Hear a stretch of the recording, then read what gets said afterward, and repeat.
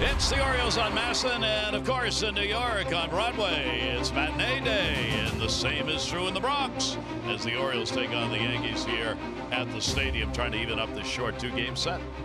Hi, everybody. I'm Gary Thorne. Welcome. For the Orioles last night, Yankees jumped out early. 6 unanswered runs. The Orioles came back with some late runs. 6-3 the final, though, as the Yankees came away with a win. They're now 6-5 against the Orioles on the season. And just who are these Orioles? Well, there are lots of new names and faces. So let's get to know just a couple of them who are going to be involved perhaps in this game. How about Cody Carroll? 22nd round draft pick, Yankees. This is the Zach Britton deal. You see all the numbers, 113 games in the minors. Perhaps more important was this season at AAA. 34 games, real fine 2.47 ERA, 9 saves, 4.0 record. The Yankees were very high on Carroll. They think he's ready to pitch right now at the major league level. So do the Orioles. He's here, and he is ready to go. We're going to see in the ball game today the newly acquired Valera. Valera is going to get a start at second base. Signed as a free agent originally by the Cardinals. He was acquired in the Dodger deal with Manny Machado. You see the 20 games he played this season with Los Angeles, not a lot of playing time. AAA is where he spent most of the year. Good solid 272 average.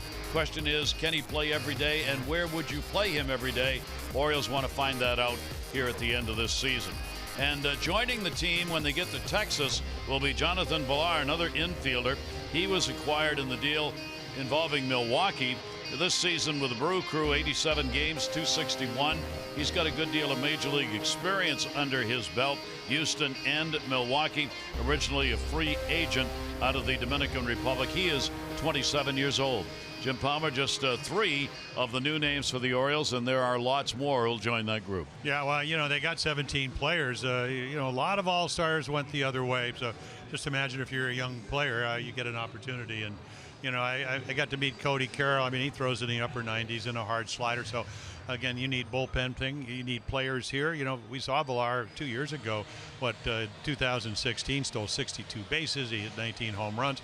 So this is a guy at this level, even though he was not a starting player coming off a thumb injury. And then, you have another utility player, switch hitter. So a lot of guys are going to get opportunities. We'll see how good they're going to be, Gary, and that's what happens when you trade all-stars. And the Orioles did trade 4 all-stars, 4 guys. Their future is ahead of them, and hopefully they'll be good ones. And you can expect here with the calendar turn now into August, we'll also start to see a couple of the guys from the minors, I would think, Jim. Certainly Cedric Mullins, number 1, is going to get a shot at center field, I would think, sooner than later. Yeah, I mean, it's great to say you're going to rebuild, but you better get the guys up here you're going to rebuild with to see. And, Buck Showalter said, I'm going to do everything I can to give these guys an opportunity, and how they want to do it. It's going to talk to Dan Duquette about that. But it's not just about September. The Orioles, again, they're undermanned, but I think Adam Jones said it best today. He said, if you're here, you show up. I'm a leader. I'm going to be here for the young guys, and hopefully they will get an opportunity and perform well, because they might have a job in the big leagues next year. All right. Take a look at the Orioles. We'll call it a little snapshot here as the Orioles will take the field today with a pretty different kind of record. You see what they look like in the March through June and then into July. Again, the Orioles have not had a month where they have won 10 games any month. They've had 3 months where they have 9, including July. Yeah, and that's one of their best offensive months. And, of course, Manny was here, part of that. Same with, there was no hotter hitter who was American player of the week last week, with Jonathan Scope with 9 home runs in the month of July, and he had 7 home runs in his last 9. So he's now playing Brewers. He got a little different uniform on. Somebody's going to get a chance, and we saw a little bit last night. Jace Peterson got a chance. He's playing left field today, but he played he played second base. He got a big hit, double up the gap, scored on a play that other guys wouldn't. So again, an opportunity. But is he going to be your second baseman, outfielder, utility guy for the future? Got 2 months to make that decision. And one of the numbers you looked at on that snapshot, that ERA for the starters has really jumped. While we continue to talk about position players, there has to be a real concern whether or not the likes of Cobb, who's pitching today, Cashner, who has just not had a lot of run support like Cobb, whether they can get things turned around for next year, plus the final 2 months of this year, because those numbers aren't very good. No, and for Alex, we were talking before, did not have much of a spring training because he didn't sign to March 21st. He can't wait to kind of when you're 2-14, you can't erase those 14 losses. Now, he's been around long enough to know, and he has very good numbers against the Yankees, even though, again, this is a pretty good Yankee team. Hey, it's only about what you do today. You try to put that in the rearview mirror. So, again, a much better pitcher. He's pitched a lot of winnable games, but the Orioles are not a very good club. They get him under 3 runs a game. Almost impossible in this day and age, unless your bullpen is good like the Yankees, to ever win ball games. And the issue of a closer remains up for grabs. Very few remaining on the Orioles have even had a shot at closing. Givens, of course, is one of those. Tanner Scott is given an opportunity in some high leverage situations so far, and maybe the left-handed answer to what the Orioles lost the Burton deal. Well, we saw him be perfect, and we saw it why. I mean, he's throwing 97 to 99, the slider. Got 3 strikeouts last night. I actually, coming out to the ballpark, a short night after day game after night game, I wrote down in the elevator, Michael Gibbons, he's 1 out of 9 in save situations. Said, you can do it. You just have to get the mind going. And he said, yeah, I'm tired of the loopers. I said, make your pitches, take your chances, and he may be the closer of the future for the Orioles. Yet another question for the Orioles here in the final 2 months of the regular season. All right, we're set to go here at Yankee Stadium. Great to have you with us. Number of Oriole fans we saw last night. Big sellout crowd last night. We'll see what they get for the matinee version today. Let's go!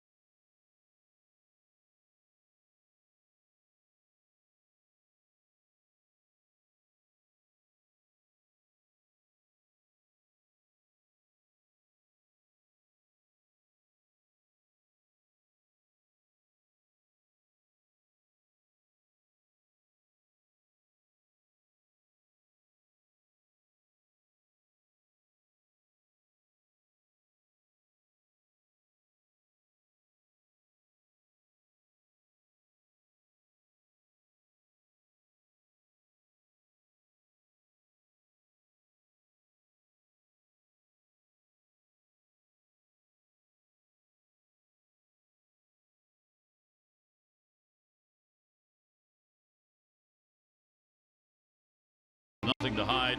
That's transparency. Little light rain this morning has cleared up a little bit. Some blue sky showing up. Take a look at our game time temperature, brought to you by BGE Home. We know more, we do more. It is 83 degrees and it is very humid with some showers in the forecast. Lineup for the Orioles brought to you by Southwest. Low fares, nothing to hide. That's transparency. It'll be Beckham, Peterson, another star, but this time he's going to be in right field. Jones, Valencia, Davis, Mancini, Joseph, Nunez. Valera will get the start against Gray. Tim Beckham has the big numbers in the lineup.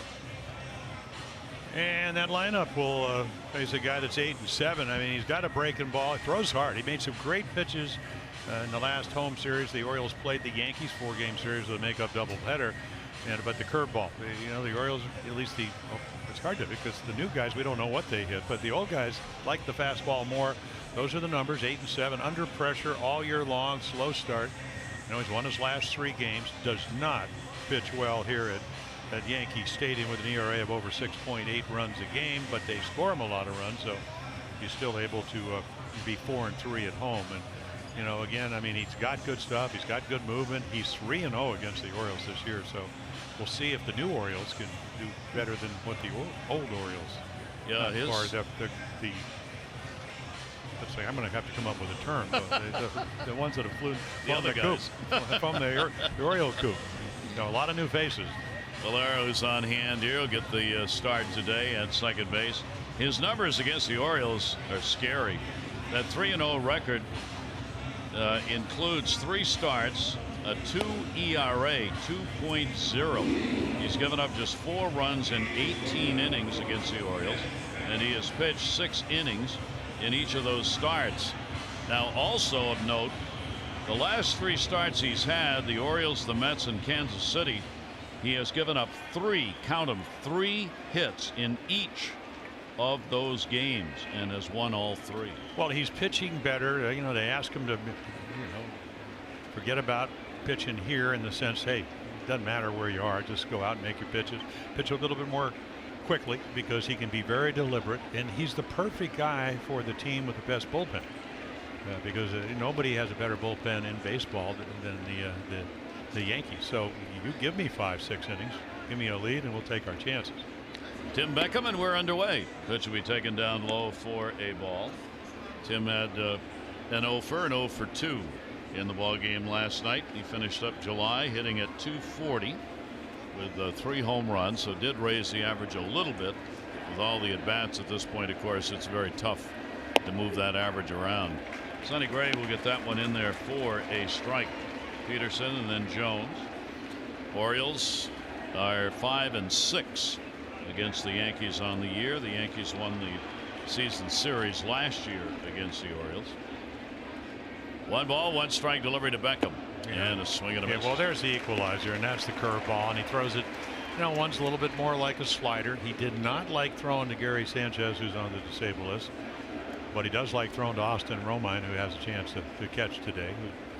Romine having a great year, you know, not only defensively but also clutch hitting for the Yankees. They'll move out of the shift a little bit now, playing more straight up. 1-2 delivery, and that one is going to miss outside. Gray has had a problem of retiring leadoff batters. Only 59% of leadoff batters retired. You want to be around 70. Can get you in trouble with those leadoff guys getting on in any given inning. Beckham would like to do that right here. 2 ball, 2 strike count. Outfield squeezed in the middle towards right center. And Gray will get him on a high swinging strike. Well, a lot of times that 5th pitch, which he swings through, is because of what happened before. I mean, this is a fastball, but he's already established down and away. He's already thrown a good breaking ball and a fastball down and away. And that ball well out of the strike zone. So, Beckham is not your prototypical leadoff guy. Doesn't get on base a lot, can't steal bases, but in this lineup, probably Jace Peterson, higher on base percentage, 9 steals. But Buck Showalter trying to, you know, figure out, okay, who can lead off and who can't. Well, it's tough. I mean, at this point in time, this Orioles lineup's got a lot of guys who should be batting 7, 8, and 9. And you got to move them around to other spots, and there's not a whole lot you can do. Adam Jones is the most consistent hitter in the lineup right now. Valencia has had a very good month of July, so he gets the cleanup spot in today's ball game. But yeah, I mean, Trumbo not playing. He's 1 for 14. Jace Peterson had a nice night last night. Booming double down up the right center field gap to get the Orioles on the board. Would score another run with good base running. 2 RBIs in the ball game last night for him. Gardner's in left field. Plenty of time to move under this. Peterson is retired, and they're 2 down. Let's take a look at our Maryland Live Casino inside the numbers. Well, look at that. I mean, 8 runs, even though he's given up almost 7, and that's how you do it. So the Yankees, again, more home runs, one of the top offensive teams on the road. He still wins because he pitches better, and again, he gives up less runs than or at least they're able to score more runs than he gives up, and that's how you get 8 and 7, even though your ERA is 6.80. Yankee team has finished the month, did finish the month of July red hot. Their bats have been on fire. Here is Adam, and the pitch will be taken for a strike. Adams with a 10-game hit streak now. He continued it last night, picking up a base hit, going 1 for 3.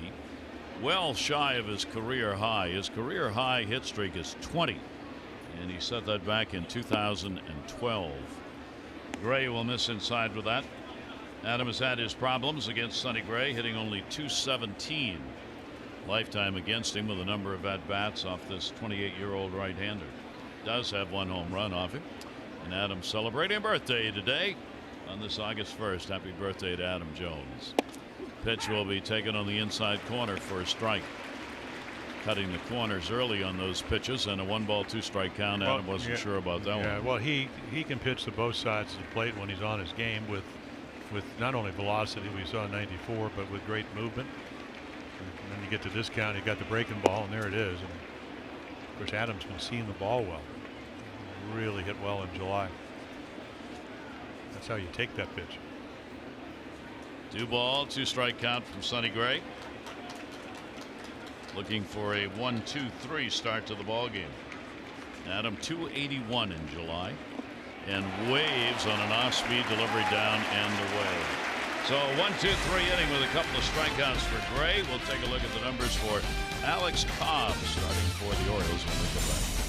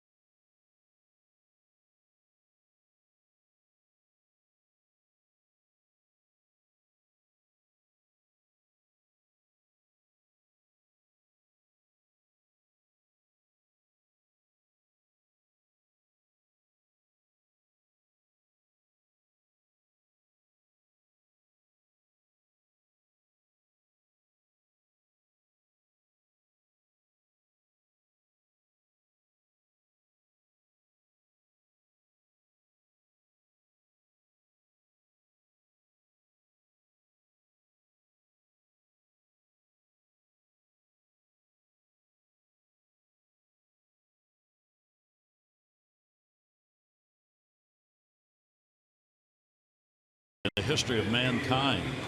The gentleman understood that and is wearing it here at the ballpark. Take a look at the starting lineup for the Yankees today.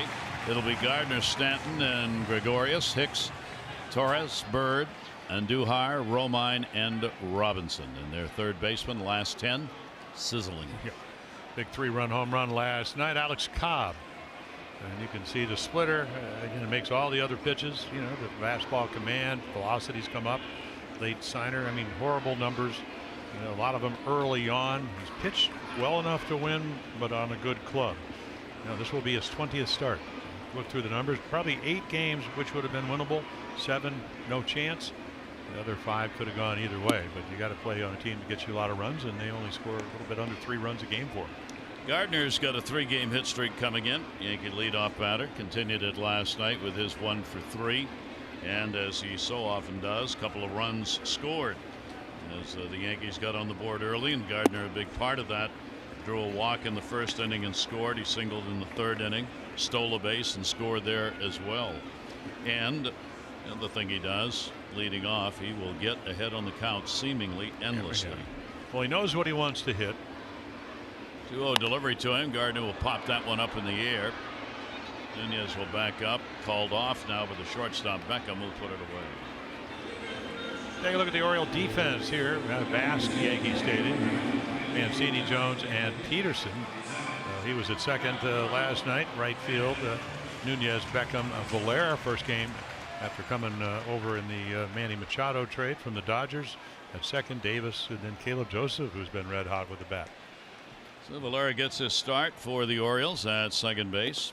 Bobby Dickerson will have a lot to do, moving people around, trying to get them where they need to be. And Valera's looking over into the dugout even now, asking, all right, where do you want me to play here against Stanton?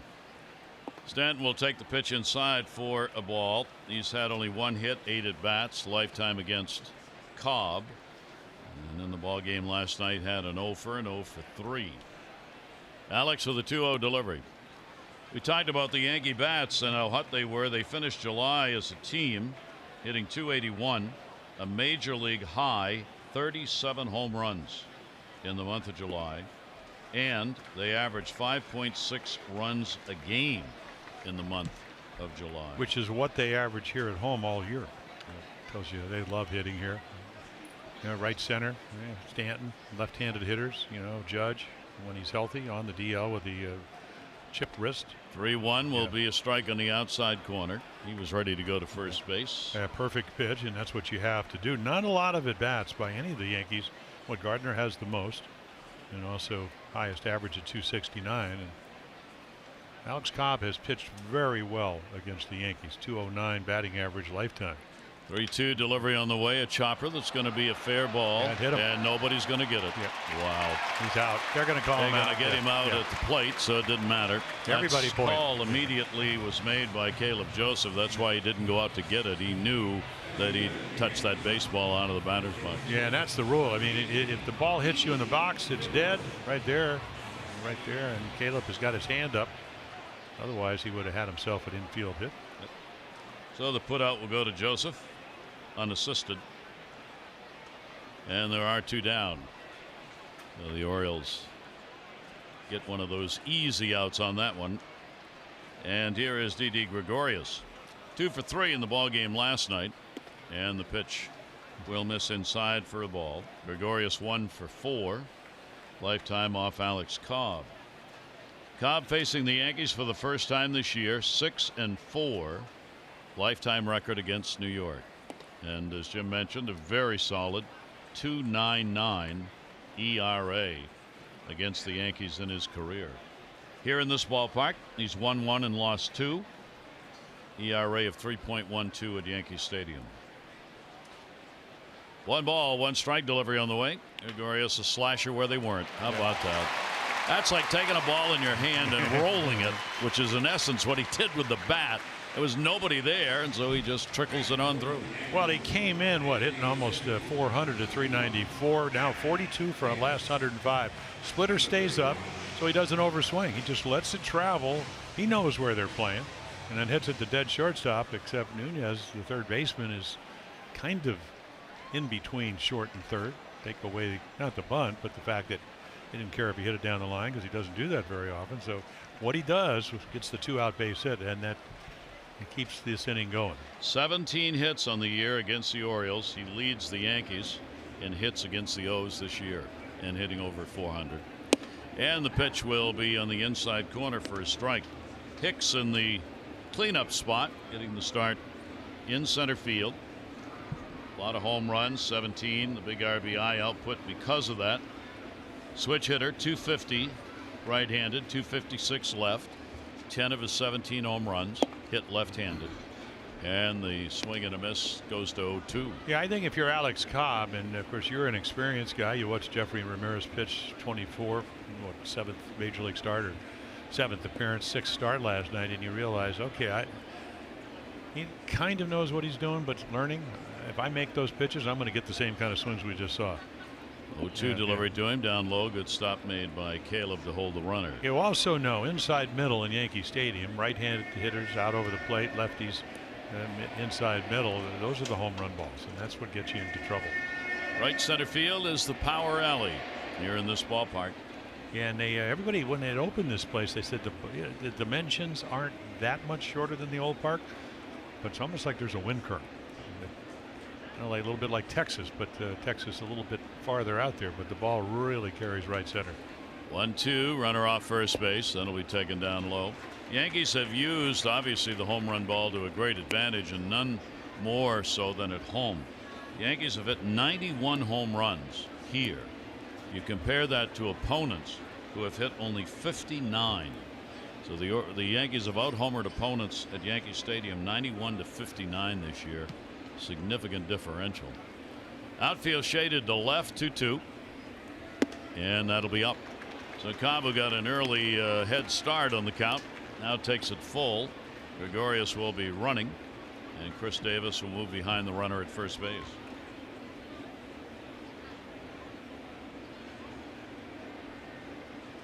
Reggie Willis, first base coach over there, making sure Gregorius knows he's off. He is, and he gets him. So Cobb will pick up the strikeout. No runs on one hit, no errors, and one left on, and no score after one.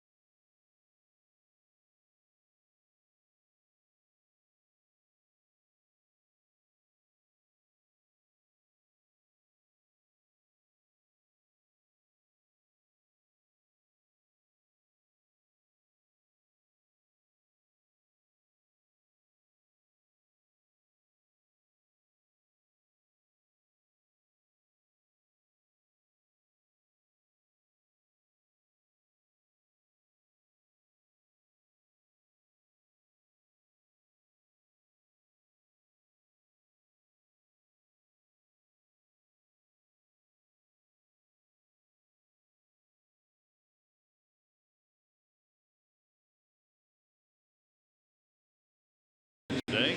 PNC make today the day. Brock Kabako, you talk about guys who've been busy. Whoa. More on yesterday's moves, and Richard Blyer on hand here at the ballpark as he begins his post-surgery update. He won't be back till next year.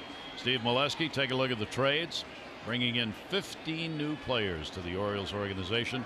He takes a look at where they are to start their careers with the Orioles. Yeah, actually, Richard had a chance to talk to him. So he just got his arm out of the sling about 6 weeks ago. It's actually was a lat tear. So they actually had a picture of the surgery. It looked like Shark Week. A lot of fun. Oh yeah. But he's very happy. You know, he thinks he is repaired. So he can throw in about 3 months, and hopefully we'll be ready. Spring training. I told him, that's what happens when you throw so hard. He said, oh yeah. I have Chapman disease. I throw 103. But very upbeat, because you can't be anything other than that. And Valencia goes to the middle. He's got himself a base hit. So Danny Valencia continues hot. That's a 7-game hit streak. And Valencia is now 3 for 6 lifetime off Gray with a home run. That's one of the reasons he's in that 4 spot for today's game. Yep, and he gets a pitch to hit, and when you're hot, you don't miss it. Fastball hitter, unless you hang a slider or hang a breaking ball. So Danny on with the Orioles' first hit. That'll bring Chris Davis up. Yeah, Valencia, another guy that I think a lot of people felt may go somewhere else, not because he's not playing well, but because he could help a team. One of those versatile players. He would probably be, and you talked about it last night, one of those guys with the waiver wire now that you could get through waivers and maybe go help either American, especially a National League team. Yep. Trading deadline never ends. It's just the non-waiver trading deadline that ended yesterday. Pitch taken up high. Chris with the 0 for 4 in the ball game. Our StatCast AI powered by AWS. Torres out there in right. Didi Gregorius moves over. Third base wide open. Davis to be followed by Trey Mancini. Chris this year against the Yankees hitting 161. He's had only 1 home run and 1 RBI, and that will be a foul ball out of play. Well, let's see if he gets some fastballs and breaking balls out over the plate. I mean, that's his strong suit. And of course, the Yankees throw more breaking balls than any team in baseball. And Gray's got a good one. but he's probably more comfortable pitching Chris away, and that's where his strength is. So if he tries to run the ball in on him. Runner off first, 2-1 delivery on the way. And he doesn't get that call right down the middle. Chris Davis led the Orioles in July in home runs. Now that's of Orioles who are left. A lot of guys who aren't here anymore who had better months. But Chris had 6 home runs. That was the most of the remaining Orioles. Still, though, only a 169 average in July. 3-1 delivery on the way, and that'll be up high. So he walked him. Well, the Orioles get a couple on with nobody out here in the second inning. Maryland Lottery contestant of the game, Samuel Reed from Hagerstown. $500 for being selected, $500 more for every Orioles home run hit today. Play Home Run Rich's scratch offs, win up to $50,000, or enter non-winning tickets for a chance to be the contestant of the game. Visit mdlottery.com/home run. And Samuel, good luck. Well, opportunity. See if the Orioles can take advantage of it. Trey Mancini at an 0 for 4 in the ball game last night.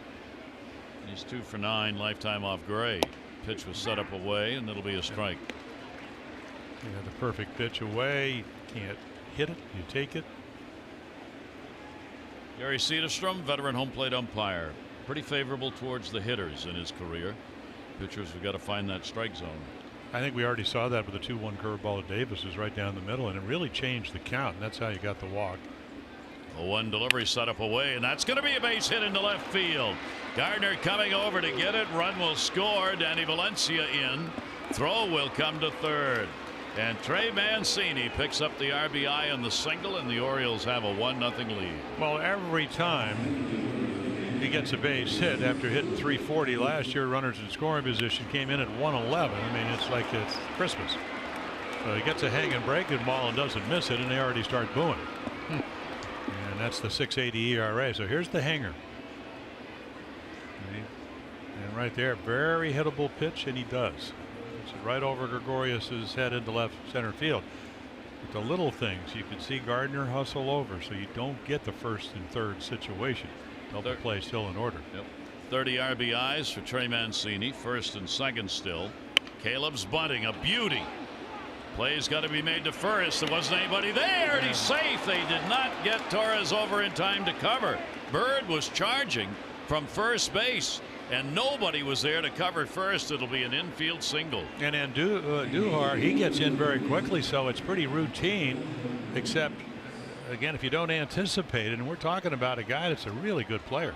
So take a look at the top of your screen. So, I mean, kind of coasting right here, you're in trouble, because if you get over there and you can make the stretch, you probably get him out. But he's trying to catch the ball, find the bag at the same time. Doesn't work. Huge play as it loads him up for the Orioles. So Caleb takes advantage of the opportunity. He would have taken a sacrifice on that, but more than willing to get a single out of it. And the Orioles have loaded the bases with nobody out and a chance for a big second inning.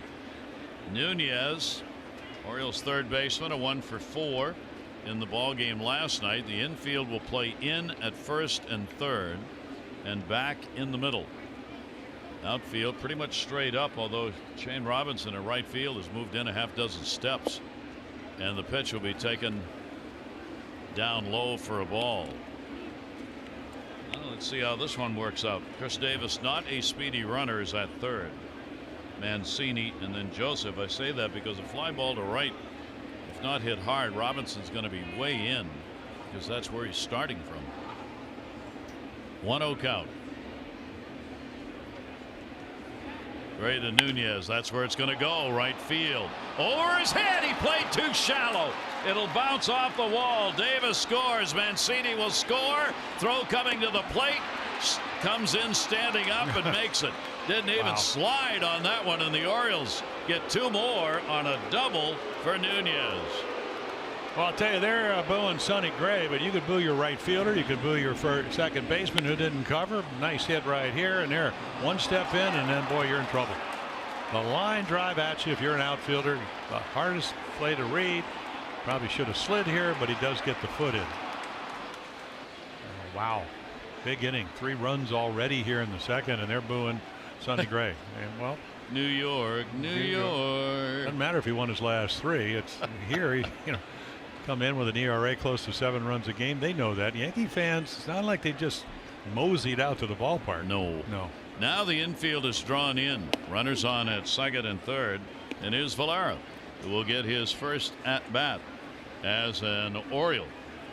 And a big opportunity, base hit here, and he can pick up a couple of RBIs in his first at bat. Played 10 games at Norfolk, 56 games in Oklahoma City AAA before the deal. That'll go to first and will be foul. His major league time this year was 20 games with the Dodgers. Hit only 172, but had very limited opportunities. He came over in the Manny Machado deal, and we'll see what he can do here. Rayvick Valera. Yeah, 3 for 10 with runners in scoring position. So again, with the Dodgers didn't really play much, but here, of course, he doesn't need a base hit, fly ball of any depth. That should be down right low there from Gray. Yeah, Gray, of course, he's trying to strike you out. 96 in 101 innings coming in. So if you ever needed a strikeout, it's right here. You're already given up 3. They haven't played well behind you, and you're trying to pick your team up. 4 hits and a walk. Yeah. Still nobody out in the inning. RBI Mancini and 2 RBIs picked up by Nunez. Lead runner now, Caleb Joseph at third. 1-2 delivery on the way and over the top for a K. Yeah, so you need a strikeout and you get it. And now, of course, they cheer. Good pitch. The strike the ball curveball, that's what you want to do, and he's able to execute it. Top of the order, and Beckham. And they're going to still stay in. Beckham, a strikeout victim, 1 down. Yankees unwilling to surrender this run by backing up. Nunez, the runner on at second base for the Orioles. Nunez on the year now with the O's. 5 RBIs total. Ground ball, middle, drawn in. That's going to be a base hit. That will score 2 easily. Hicks up with it, nowhere to go with it. And Beckham's got 2 RBIs, and the Orioles have a 5-0 lead. Yeah, Nunez at second. He didn't pick up Bobby Dickerson until he was almost halfway to third. I think he just thought, well, I'll go to third. So he's going right here, and he kind of slows down, and then all of a sudden he sees Bobby wave him in, and that's going to be your 5th run of the inning. And Larry Rothschild out to have a meeting. Again, you bring your infield in. You score 6 runs a game almost at home. That's kind of a little unusual, I think, because again, that's an out. You maybe get a run, but it's an out. But when you bring your infield in, you get 2 runs. Kind of early to be giving up outs in a ball game. Well, especially at home with the kind of offense they have now. Maybe Aaron Boone saying, well, part of that is the fact that Judge is on the DL and so forth and whatever, but it backfired. Yep. So now runner on at first. The Orioles have 5 runs on 5 hits. All here in the second inning after Gray had retired the side in order.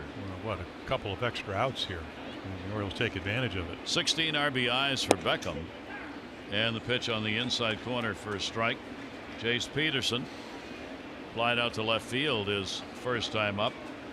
So an inauspicious start. Remember, Gray had given up only 3 hits in each of the last 3 games. He's already given up 5 in this inning. Big cut on a pitch up and away. Well, just imagine he comes in this after getting traded over from Oakland, went 4-7 last year, 8-7 this year, but he's 56 over 50 and they're booing him, but he's been around long enough to know, and my job is still to try to get out of this inning and not because Peterson he's got enough power to hit one out of here. Roll over, easy toss to a guy that never ever runs. Yep, that's kind of one of those. Sonny Gray going, I'm not ready to throw the ball to the plate yet. I think he would be 0-2, but yeah. 0-2 count. And that pitch, fastball, is going to be up, so he's having to throw some pitches here. 33 so far in the ball game, and almost all of those coming here in the second inning. Peterson is the 8th Oriole to hit here in the second. Beckham short lead at first. From the belt, that's going to be a base hit into left field. And a real good swing by Jace Peterson, who was down on the count, so he just took it on a pitch away and took it the other way for a base hit. Well, we've seen Gray. Okay, watch this. This is a ball to strike, so it ends up in the strike zone because it becomes hittable, and then the approach impeccable front foot down, just pokes it into left. How many times have we seen good hitters do that? Now you throw the strike to ball, maybe you strike them out. Good at bat. Yeah, really good. So runners on at first and second base, and a 5-run 6-hit inning so far, and there's only one down. And nobody up in their bullpen as of yet. Now a chance for the double play here. Pitch will be taken away in a breaking ball. Adam Jones. Adam, a strikeout victim, his first time up. Just looking here, Gray this season, his shortest outing was 2 1/3 innings against Boston. Another game where he got clobbered. Gave up 6 runs, 7 hits in 2 1/3 innings against the Red Sox. 1-0 delivery on the way. That's going to be a base hit. No. Line drive caught. They got to play it second. They didn't see it. Here's the throw. They'll finally get it. Don't know what Beckham was thinking, but he wasn't. Line drive to right. There was only one away. He thought there were 2 or just made a real base running blunder. So the Orioles come up with a big inning, but they end it with a base running miscue. 5-0.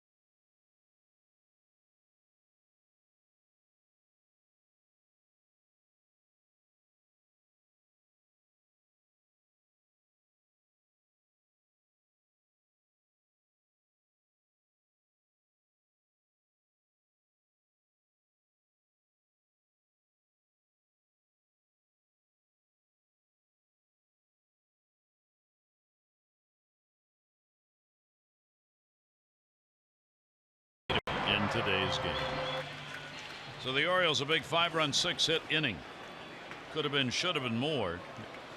Well, it could have been. The 9-2-6 put out on the double play gets Beckham on the force out at second. Well, I think that's the frustrating things that people who see Tim Beckham or any somewhat veteran player in your 4th or 5th year, you got to know where they're playing.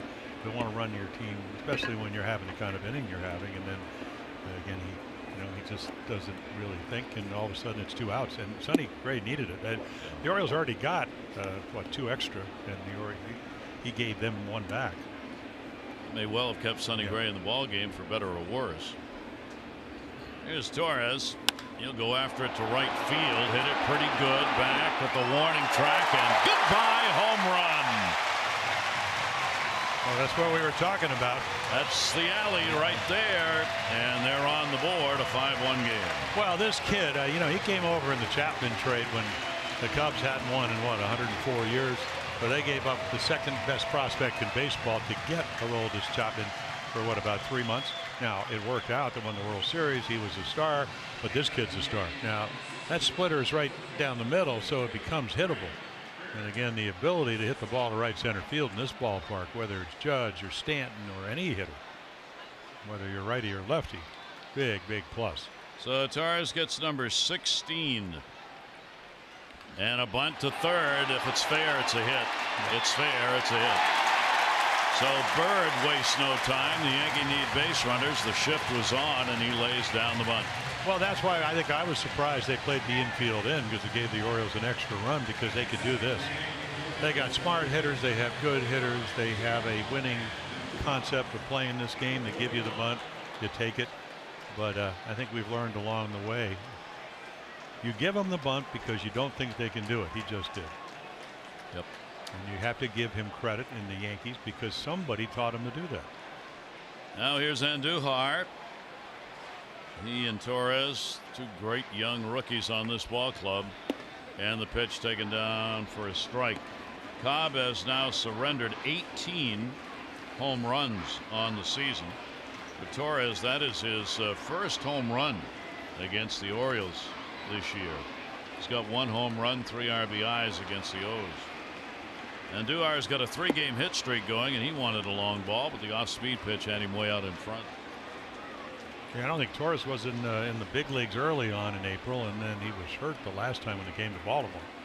And not as many at-bats as he normally would have. It's probably a good thing for the O's as they try to even up this series at 6-6.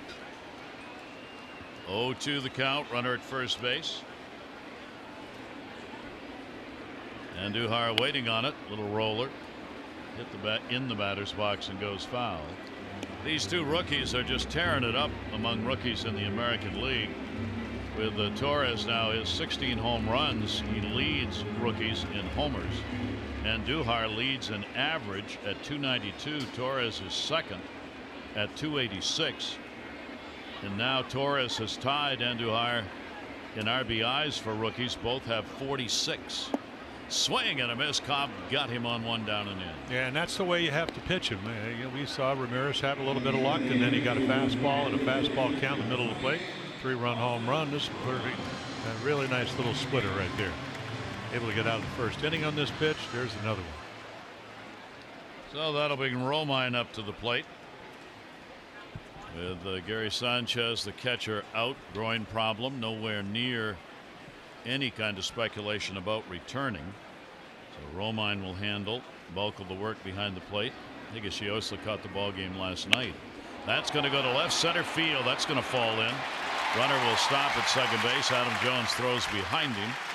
The runner gets back, and there are a couple on. Okay, Orioles fan, it's game time. Time to get up and start your day. So get up, get going, and put today in the win column. And the Orioles with the Red Sox coming to town August 10 through August 12. All fans on Sunday the 12th who are 14 and under are going to get that Orioles retro talking alarm clock presented by United Concordia Dental, featuring Joe Angel on the wake up call. For tickets, Orioles.com. 2 on and 1 out. Here is Robinson batting ninth. Shane Robinson starting in right field will take a strike. Did not play in the ball game last night. So the Yankees come right back. I mean, only 1 so far, but it is 1. Robinson in his second stint with the Yankees. Injuries. He's been down at AAA most of the year. Hit .261 there. 14 RBIs. Yeah, last year. I mean, we've seen him over the years. I mean, last year, a little bit with the Angels, AAA. He's with Tampa. But because of the Judge injury, somebody's got to play right field. Neil Walker played right for the first time. I saw him last night. A 1 delivery on the way to him will be inside. Judge should be back within a matter of 10 days to 2 weeks.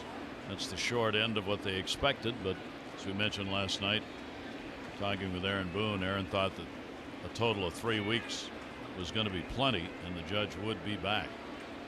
1 ball, 1 strike delivery on the way, and over the top on it. So Cobb bearing down with a 1 ball, 2 strike count. Yankees went 3 for 10 with runners in scoring position last night. They are 9th in the league, a little low for a ball club with as many wins as the Yankees have, hitting .249 in these situations as a team, only 9th in the American League. 1-2 delivery off him in the batter's box. Yankees make up for it though with all the home runs.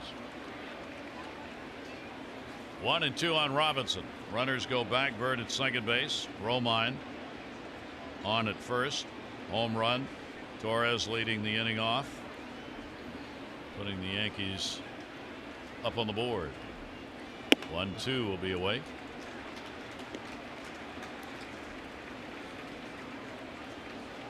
So Cobb really having to work here in the second inning.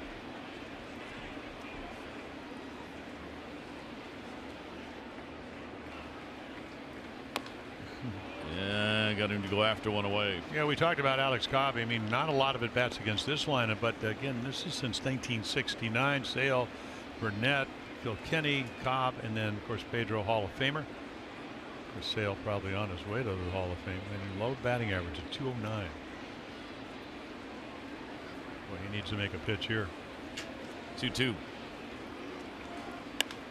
And that one's going to be popped up. Adam Jones is playing shallow. And we'll put that one away, and Robinson is retired. Runners stay at first and second base. Now there are two down, though. Yeah, the one number that really jumps out over the course of this season is the runner in scoring position number. It's Alex Cobb. Now some of those numbers are early, but 356. That's about 100 points higher than the league average. That's really up there. Yep. Of course, Gardner is a tough out. He's only hitting 222 this year. It's interesting, Gary, that the Yankees come in third in runs, but they're at 249. They're about in the middle of the pack of the American League. Well, they're ninth, with the Red Sox way at the top. Pitch on the way to him will be a strike on the inside corner. Gardner popped out his first time up. Bird still at second. Romine on at first. And Gardner looking for a 2-out RBI. Gardner's had another good year against the Orioles, hitting .318. He's picked up a home run, 5 RBIs. We'll take the pitch down low. Yeah, we don't see a lot of the Oriole pitchers throwing him that slow curveball that he started them off. It's usually splitter, which we just saw, fastballs.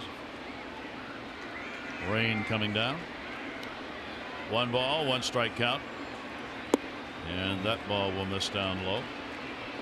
Yeah, he's able to wait because he's willing to hit the ball to left field. Even though when he gets into these counts, you make a mistake inside, this game probably be 5-4. Jones shallow in center on Gardner. 2-1. And Gardner will go to right off the glove. That's going to be a base hit. They're going to hold the runner at third.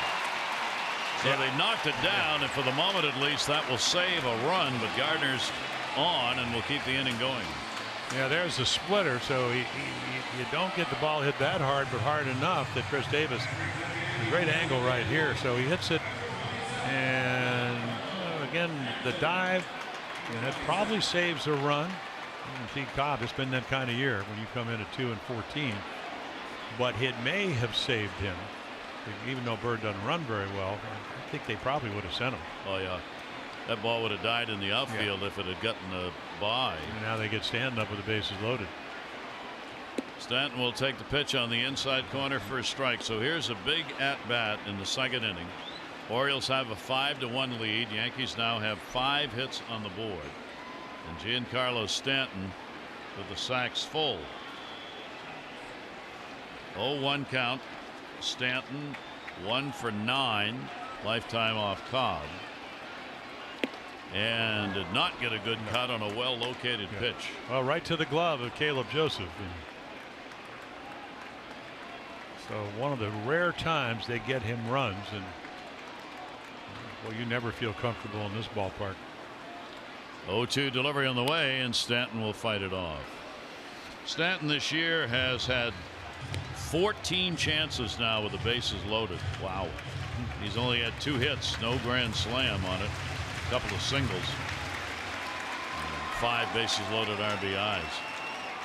Cobb's ahead here on the count, 0-2. Bird, Romine, Gardner the runners, and will just miss. Cobb was on his way in. Well, you talked about Gary Cederstrom. And he thinks he gets the corner, and of course this will be the definitive way off the plate. I mean, if you play at this level. Yep. You go, wow, I'm sitting in my living room, I'm swinging at that pitch. But that's 1-2 delivery. Stanton will golf that one foul. Oh, there he is again. This is the best defensive player that we have seen in this series. He's made 2 outstanding plays. I was down there, and he is one of the 15 players that the Orioles got for Britain and Scope. Yeah. He just hasn't made it to the Gulf Coast League yet. He's just right now the ball boy. He's interning. Interning the summer. Interning. He's actually going to the Arizona Fall League, and he makes one more catch. He's trying to tighten up the defense. Come on, you got to do that. He's made 2 fine plays. And easy. Yeah. Not nonchalant. He's but very relaxed. 1-2, excuse me. And he gets him. So a big strikeout. Cobb's got 3 and only 1 in. Even though it's the homer by Torres that started it, the Yankees will leave 3 on. Orioles up by 4.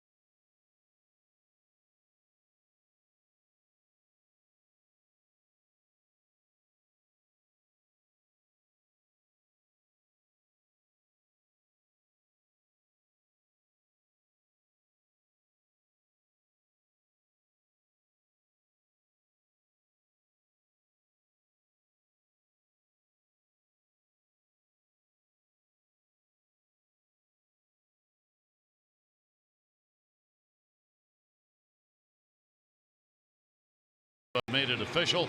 They do not think that they are going to get their second baseman back. Dustin Pedroia out virtually all season long. So according to Dave Dombrowski, not going to figure him for the rest of the year. And Tyler Glasnow is going to make his Rays debut. He's been a reliever all year. He will start for the Rays in the ballgame tonight. His first start of the year. He came in that deal for Chris Archer with the Pittsburgh Pirates, highly rated. And here goes another reliever. As soon as he gets there, he's a starter. Yep. He'll work 2 innings. Maybe, yeah. Maybe 3. If he was a long man, yeah, he might. I'd probably give him a pitch limit. Apparently, I remember he pitched against the Orioles in spring training 2 years ago. Power arm. In between innings, a little discussion about defense. Bobby Dickerson, Wayne Kirby, Nunez, Valera, all involved in the discussion here. A lot of teaching's got to go on with this new alignment. And also a lot of listening. Yeah. Pitch will be taken down low. 5-1 ball game. Orioles on top. Orioles first and third base coaches. Dickerson, of course, has the infield. Wayne Kirby, the outfield. Yeah, it's funny. Dickerson, I mean, when Jonathan Scope left yesterday, he's such a great kid. He goes, I never would have been the player and had the years that I had. That one to left field. That ball's hit hard down the line. If I didn't have Bobby Dickerson coming up through the minor leagues. And when I'm up at the Hall of Fame, you got a guy, Eddie Murray, that, one of 4 players with 3,000 hits and 500 home runs or more. And he goes, when I was in Cleveland, one of the reasons I was as good as I was is because of Wayne Kirby. And he wasn't even a hitting instructor. He's just one of my teammates. So you get guys that have been around. Listen and learn. Yeah. Shortstop will cut this one off. Gregorius. Orioles batted around in that second inning. Valencia had started it with a single. He'll start the third inning by grounding out. And if you're Sonny Gray, I mean, lately he's been getting leads and then pitching 5 or 6 well and then leaving. But now all of a sudden, got to put the brakes on, and they have a very good offense. That's all you can do once you have a 5-run inning. And they didn't play very well behind him. No. And he made some bad pitches, and they took advantage of it. Chris Davis drew a walk and scored. And the pitch will be away for a ball. Chris to be followed by Mancini. Orioles finish up the month of July, 9 wins and 16 losses. Orioles now 32-75. Yankees able to gain a game on the Red Sox with their victory yesterday, and the Red Sox now have a 5-game lead. Yankees are 31 games over 500 for the first time this year. 1-1 delivery scooped up as it hit the dirt. Well, that 4 game in the loss column goes to 3, and the Yankees do exactly what you're supposed to do with about another third of the season go. You take care of your own business by beating the Orioles. 2 ball, 1 strike count. Infield shifted and the pitch will be away. The Yankees, with that victory last night, have now tied Boston best home record, 38-15, and those numbers are the best in the majors. 3-1 delivery on the way. Davis goes after it right into the shift. Perez will make the play on him, and Davis is retired. 2 down. Game of Thrones returns to Oriole Park on Tuesday, August 14. Choose between 2 special ticket packages, both options including a Game of Thrones bobblehead. You can learn more at each special ticket package includes and get yours. Just go to Orioles.com/Game of Thrones.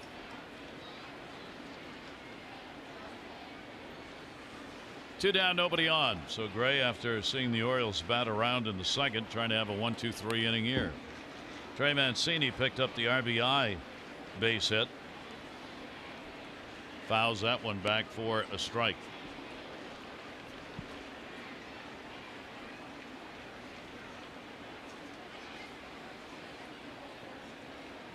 Mancini trying to get to the 200 mark batting average wise against the Yankees this year. A couple of home runs.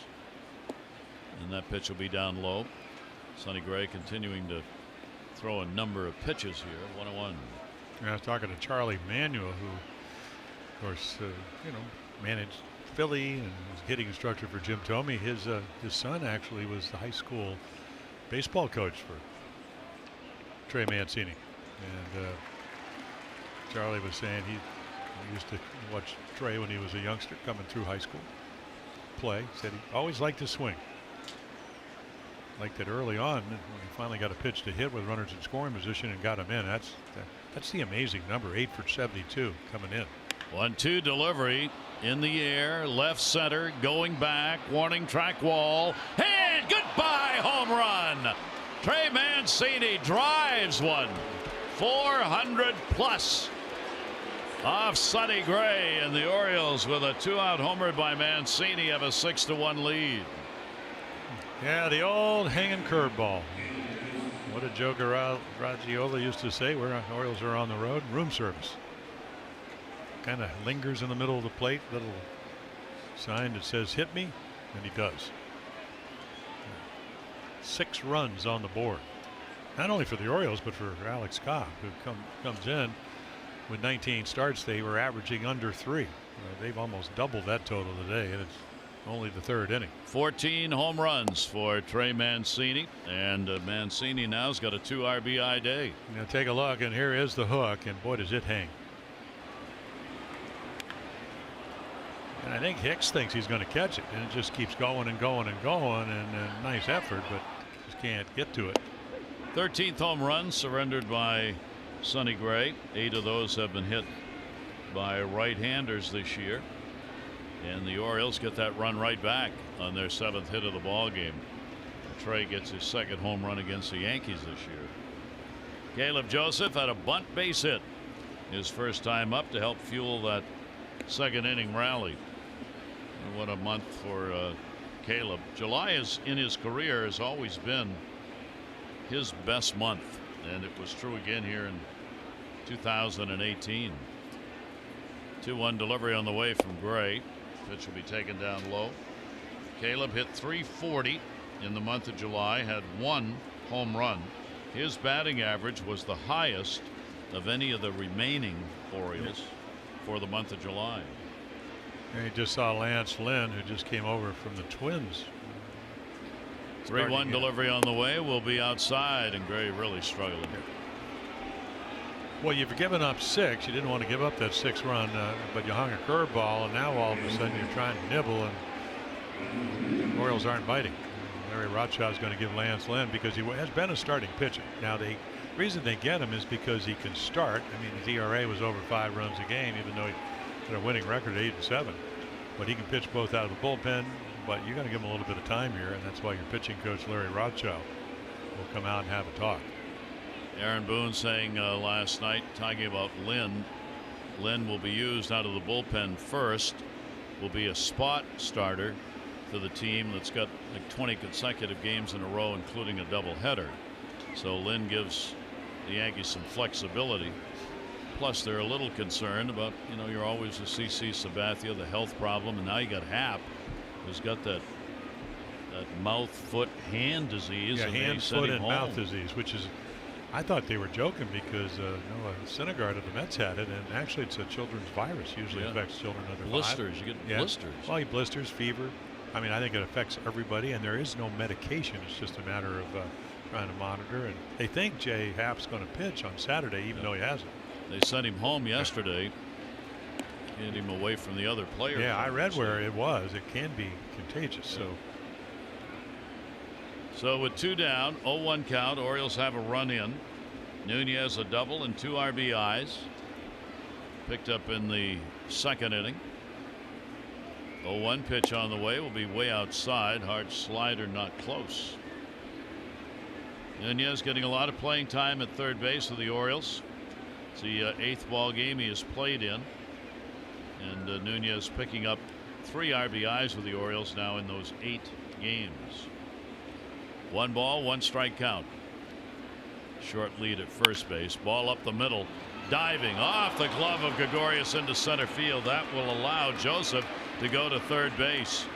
So the Orioles, not only do they get the base hit, but they get a break on that ball bouncing off the glove, allowing the runner to move to third. Yeah, that's probably going to get Lynn into the game, you would think. Boy, it's an amazing game. You get the ball in the middle of the plate, they hit a little bit harder, and again, you can see right down the middle. So it's hit hard, and then Gregorius can't get it. If it's away, maybe it's not hit the exit velocity a little bit less, and all of a sudden the base hits a ground ball double play. But not this afternoon.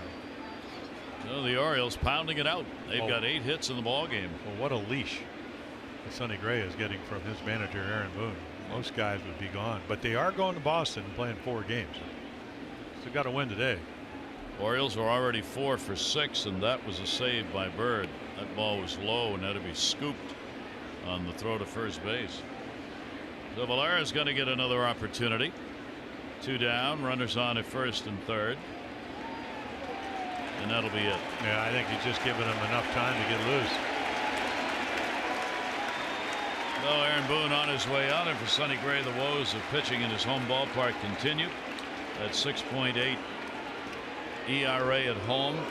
That's the 3rd highest in the majors. Continues, and the fans roar out the boos.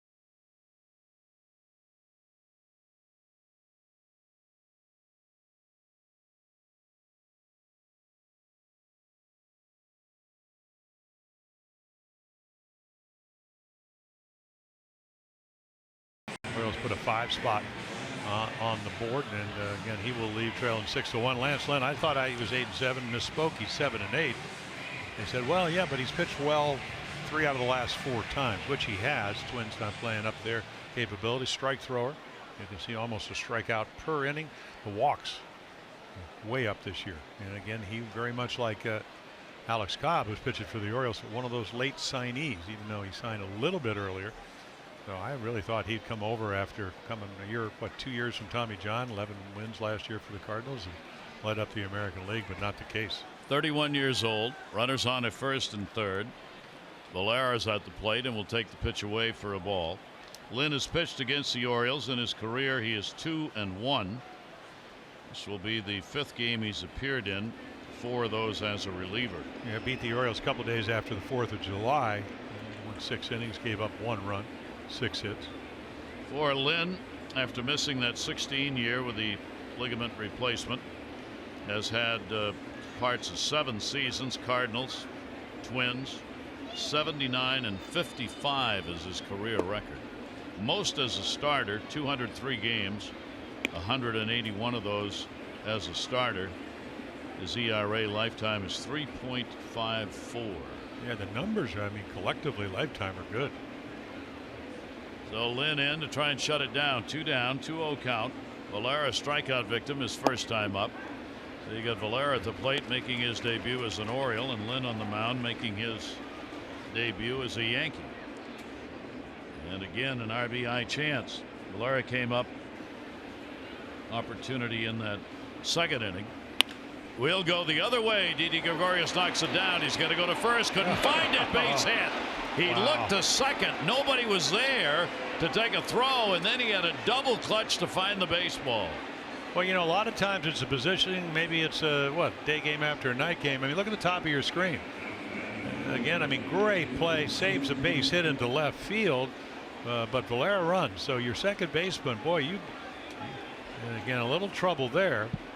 But again, I mean, maybe because, I mean, look where Torres is. He's not even anywhere close to second base.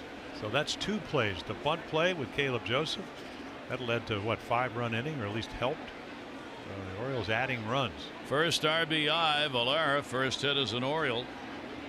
And the Orioles have a 7-1 lead. First and second now. And the pitch will be on the outside corner for a strike to Beckham. Beckham has had an RBI base hit. Orioles are going through the lineup now for the 3rd time, and this is the 3rd inning. Home run in this one by Mancini. Orioles doing all of this with 2 outs. 0-1 will miss. Yeah, Lance Lynn, and again in that, you know, he was throwing 93 to 95. He loves the cut fastball. Every once in a while flip up a slow curveball. 1 ball, 1 strike count from Lynn, and a step out at the plate for Tim Beckham. So Valera acquired from the Dodgers in the Manny Machado deal, most of it at AAA. 20 games with the Dodgers, as we said, this season. It'll be his 5th Major League RBI this year, and his first with the Orioles. 2 ball, 1 strike count. He'll breathe a little easier, having gotten that first one out of the way in an Orioles uniform, base hit wise. Well, nice short stroke. It struck out the first time, but it took a really good pitch from Sonny Gray. Nunez on at second. And the pitch will be a little bit inside. Lynn trying to work that corner, can't find it. 3 ball, 1 strike count. Rain is let up, and now it starts again. Yeah, well, it's certainly getting darker. Well, only 5 games coming into this year ever out of the bullpen. So this is a new experience for Lynn. 3-1 delivery, throws heat at 95. So a 3 ball, 2 strike count on Beckham. Fans are moving to get under cover, and the Orioles are going to be moving to try and score another run or 2 here. 3-2, 2 down. Nunez Valera will be off on the pitch. Lance Lynn. Full count delivery on the way, and he got it. So Lynn gets the call, 3rd strike. The Orioles, though, are going to get a couple of runs, led by Trey Mancini. He's got a 2 RBI ball game. That's his 14th home run.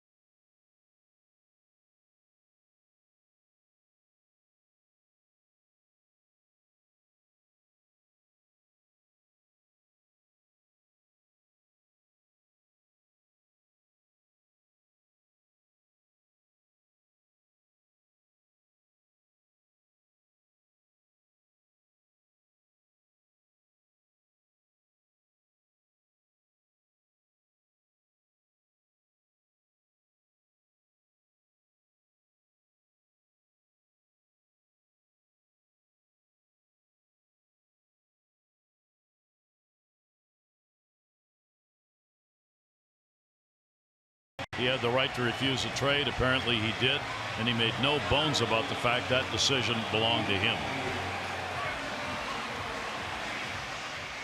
I earned this, and it's my decision. I don't have to explain it to nobody.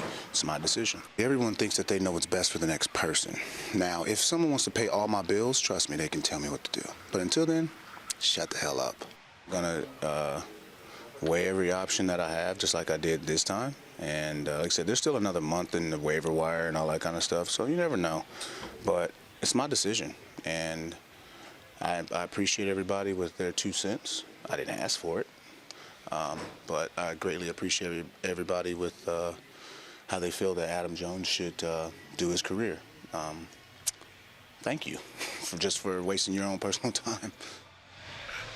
You can tell Adam got upset about the fact that the discussion went on and on and on, and he had no intention of ever waiving that trade clause and wanted to be here with the Orioles to finish out this season. I also think it's fair to say, in light of comments made after Dan Duquette in particular, that there is no sign the Orioles intend to sign him next year. Well, I had a chance the last 2 days to walk into him, and I said, have they told you definitively no? And he said no, but I mean, he's their leader. You got to have somebody that plays. I think he has every right to say what he said, but also he said a lot of the right things. Is I'm going to show up, I'm going to play hard, I'm going to be a role model. He's been here 11 years. Yep. And Buck Showalter knows about this. I mean, Dan Duquette, now whether you want to sign him at age 33, which is certainly not old, he's having a good year. Yeah, can he still play center field? Maybe not, but there are other outfield positions, and what will it take to re-sign him? I mean, all these things come into play, but at the moment he had every right to do what he did. He took care of his family, and still doesn't preclude he may not go to another ball club for the last month. Yeah, and he didn't rule that out, obviously, saying, now you got to go through waivers, but it doesn't mean that can't happen. So anyway, he's here for now, and the Orioles have a 7-1 lead. Deluge just came down. They got that tarp out in a hurry because it poured, and showers are in the forecast for the remainder of the afternoon. The hope being, of course, that infamous window in baseball will open and allow the ball clubs to get this ball game in. Orioles up by a score of 7-1. We'll be right back to New York.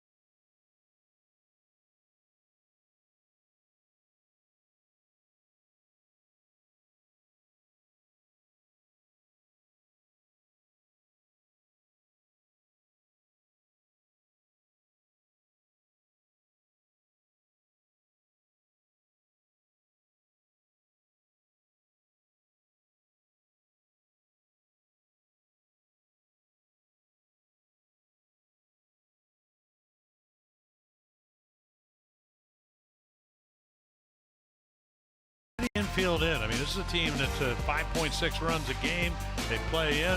Beckham bounces a 2-run single up the middle. The Orioles at that point leave it 5-0 for Alex Cobb, who does not get a lot of runs. Desperately seeking a win. Those are your Geico highlights. 15 minutes could save you 15% or more on car insurance. Visit geico.com to see how much you could save. Hey, it's Alex Cobb. Yeah, like we said, dry uniform. Of course, I mean, here we are in the third, and it doesn't matter what the lead is. You got to get 27 outs and still have it. So he knows that. Veteran pitcher. Not good numbers this year. Came in at 2-14, but very good numbers against the Yankees. And only the Torres home run. Yep. So for the first two. They got out of the jam in that second inning with the bases loaded, and Giancarlo Stanton up. He struck him out, and the third strikeout of the ball game ended that inning for Cobb. And the Orioles pounded Gray, getting him out of there with 7 runs, 8 hits, in just 2 2/3 innings. That's his second shortest outing and second most expensive outing in terms of runs that he has had this year. Yeah, the Yankees know, and Alex Cobb knows. I mean, he's never going to say it, but very inexperienced young bullpen with all the trades. You know, Britton now wearing a Yankee uniform. Bryce Brock with Atlanta. O'Day hurt, but also in the trade with Kevin Gausman. So he's got to try to get as deep as he can. And but again, that strikeout of Stanton with the bases loaded was huge to get out of the second inning as they try to climb back into this game. So we will start the bottom half of the third inning with the Yankees. Gregorius, Hicks, Torres will be due up. 7-9-0 for the Orioles. 1-5-0 for the Yankees. And Cobb had not worked when the rain came to the leadoff batter here in the third inning. So Gregorius is ready, so is Cobb, and we're back underway. And the pitch will be taken down low for a ball. Gregorius picked up a base hit his first time up. Yankees had a great chance to get more runs on there in that inning and couldn't do it. 39-minute rain delay. Actually pretty short for as hard as it rained for about a minute. Pitch is taken for a strike. 1 ball, 1 strike count. Orioles have Nunez, Beckham, Valera, and Davis on the infield. Mancini, Jones, and Peterson. The outfield with Caleb Joseph catching. That ball will be put out of play on the third base side. Yeah, Gregorius 2 strikes, just kind of served a little ground ball into left. Of course, in this ballpark, last year hit the most home runs of any shortstop in Yankee history with 25. And he does. I mean, he can go out. You throw him a fastball, and you think you made a pretty good pitch till it disappears into the seats.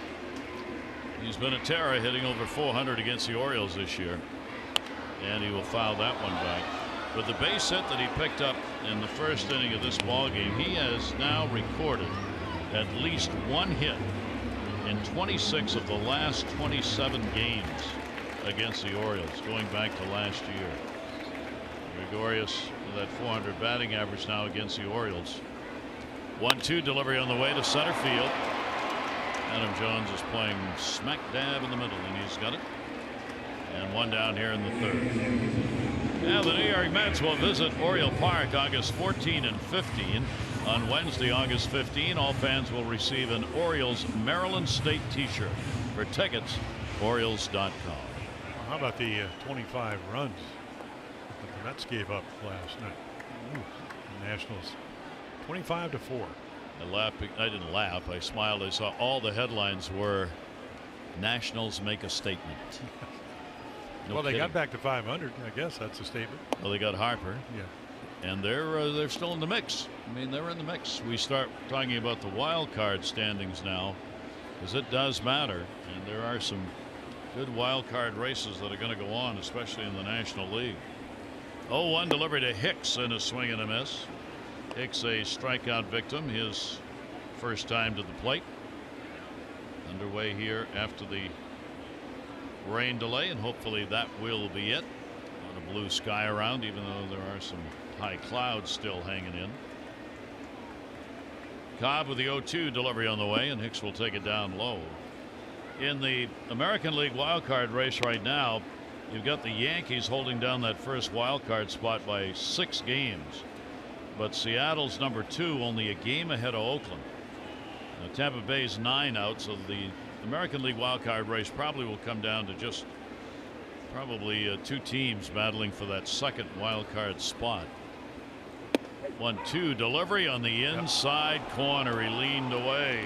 Well, slow, and then Cobb goes up in the strike zone, and little delay by Gary Cedarson. And Hicks is probably going, well, I sure hope that hand doesn't come up, and it does. So it's definitely over the plate, right on the corner. You thought it might have been inside.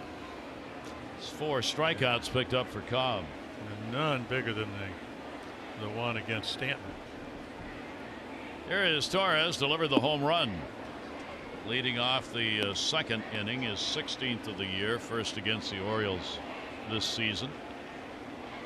Ever Torres, outstanding rookie season continues. 1-0 delivery. Now the wild card race in the National League is a whole other story.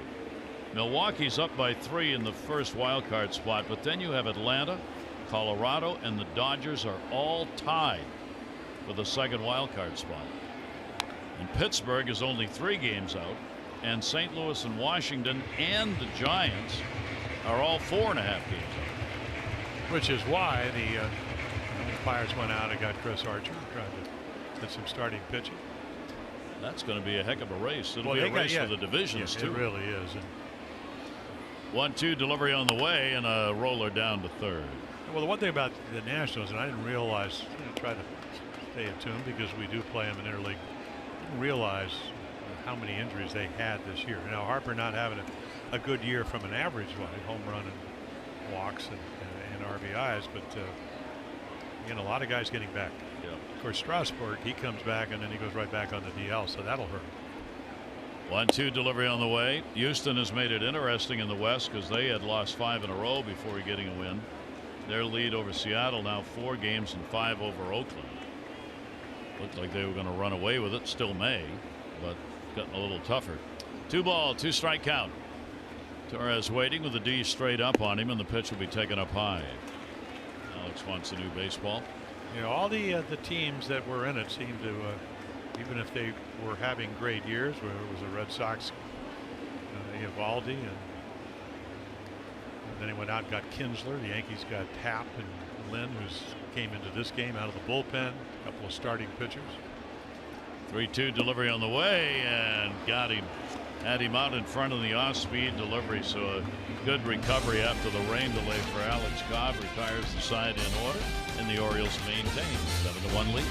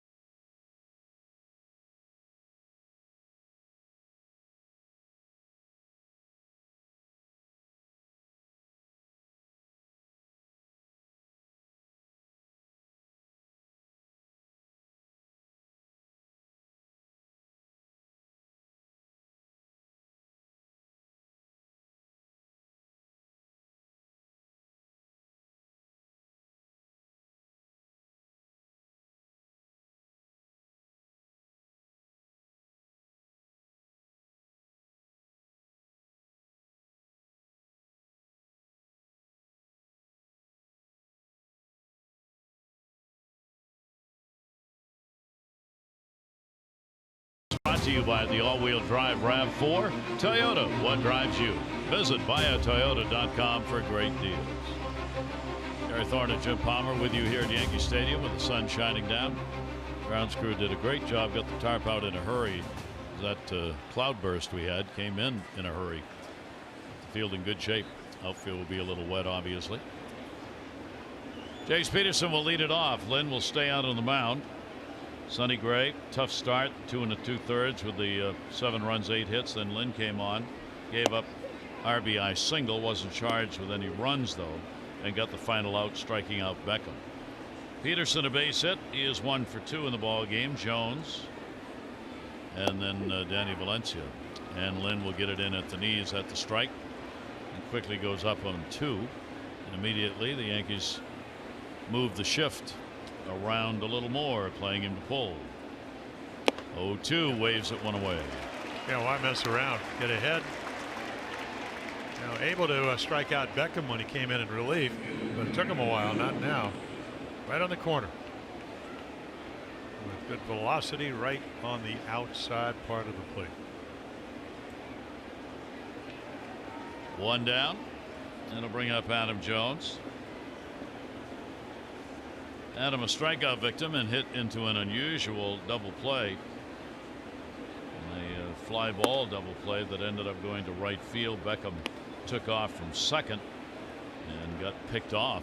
Yeah, well, he had a line drive down the right field line, and Beckham had no idea where Shane Robinson was playing. So right off the bat, he thought it was a base hit, and as it turned out, Robinson, who had misplayed one early, Nunez hit it over his head, didn't get a good read, caught it, and they still missed the cutoff. Yeah. I mean, still got the out. Yep. Interesting. Robinson's back in a normal right field position on this at bat, and that'll go the other way. Moving over to get it. Torres' throw will be on time, and there are 2 down. PNC Minor League Insights brought to you by PNC. No better time to act than today. PNC, make today the day. Well, again, #1 draft choice, good arm, fastball, curveball. You can see in July. I think for any young player, as the season progresses and you work your way up the ladder, do you get better? And the answer unequivocally yes here. Plus fastball, and then again, this is why he was a high draft choice. Curveball that falls off the table.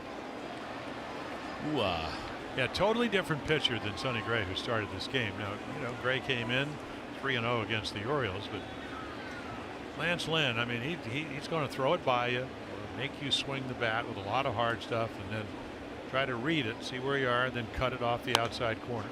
Fouled away by Danny, who wanted one to drive there. Danny picked up a base hit in that second inning and scored. He has grounded out Valencia now with a 7-game hit streak going. He's facing Lance Lynn for the first time in his career. 0-2 count on him with 2 down. Outfield shaded to right. Pitch set up away, which is where it was. And the count will go to 1-2. Very little breeze blowing here after the storm cell moved through. The 1-2 delivery, hacked back to the screen again. So Valencia hopes the hot bat will continue into the new month of August. He was one of the leaders for the Orioles during the recent homestand, and in fact really throughout the month. Danny filling in at different positions, third base, playing some outfield, set up away, and it'll miss. Yeah, he got into a little mini slump because he said, boy, it's just, we saw him playing mostly third DH, and then all of a sudden he's your right fielder, and he said it really does take a lot out of your legs when you don't train for it. I mean, you're moving on every pitch. Maybe it's just the fact you got to run farther to get to your position. So he got ahead of him, Lynn did. Now falls full.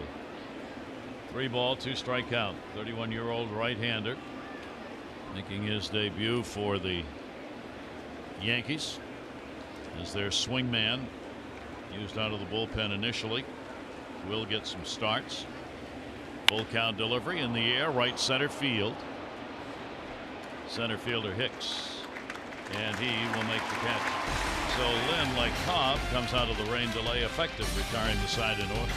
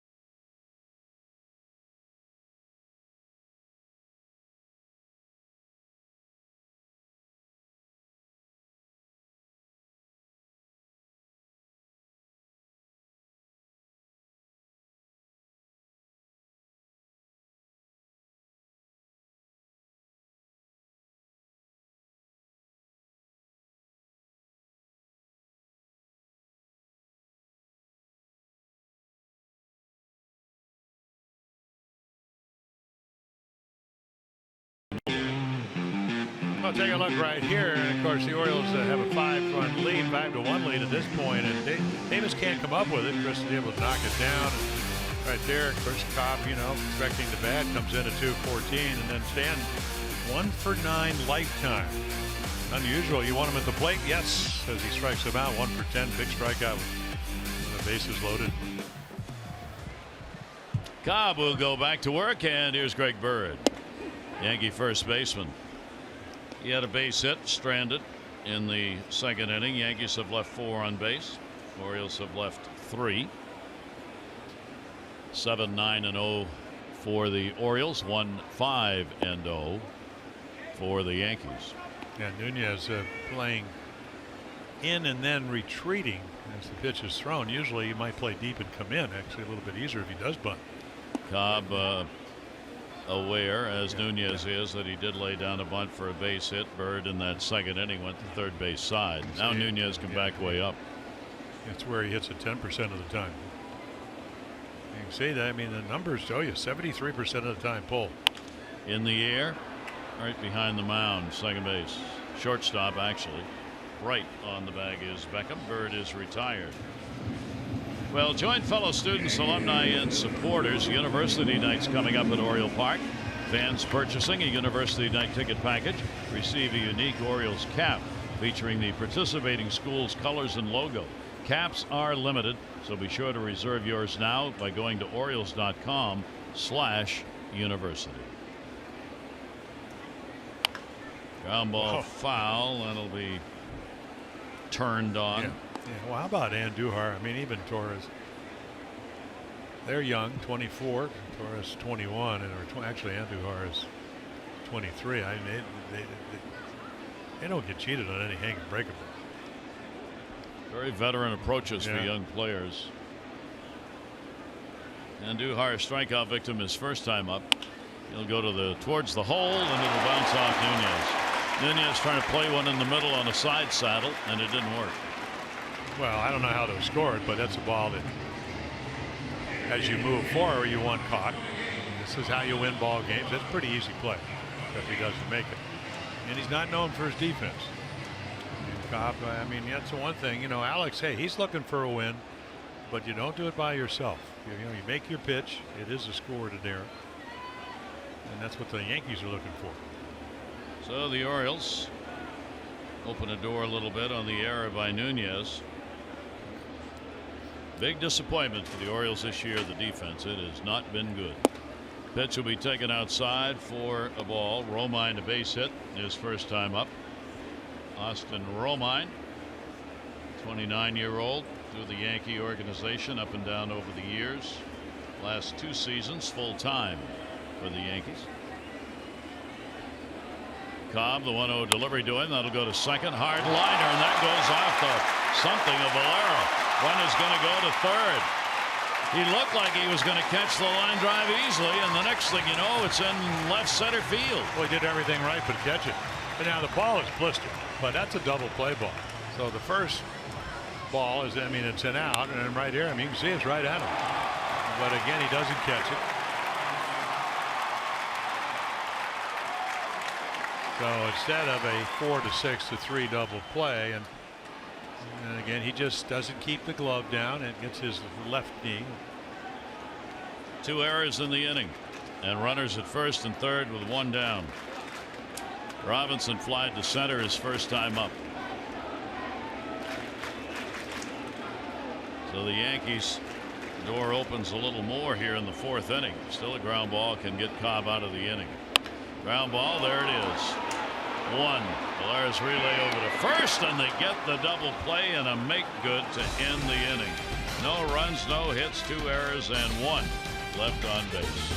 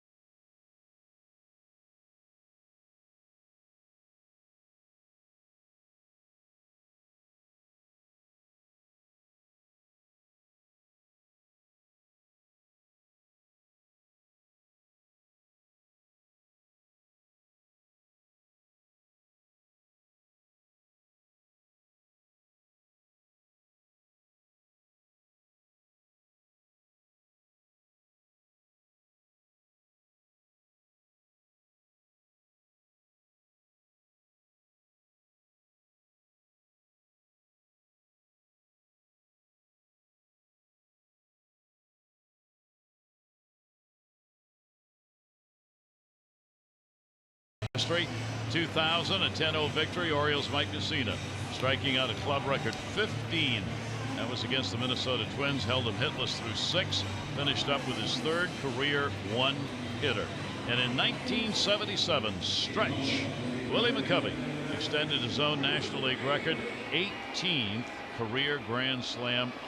That was in the 3rd inning of a 9-2 win over Montreal. Hall of Famer, great power hitter, class of 86, 521 homers, big RBIs, MVP in 69, all-time the All-Star 6 times, and 3-time National League home run leader, Willie McCovey.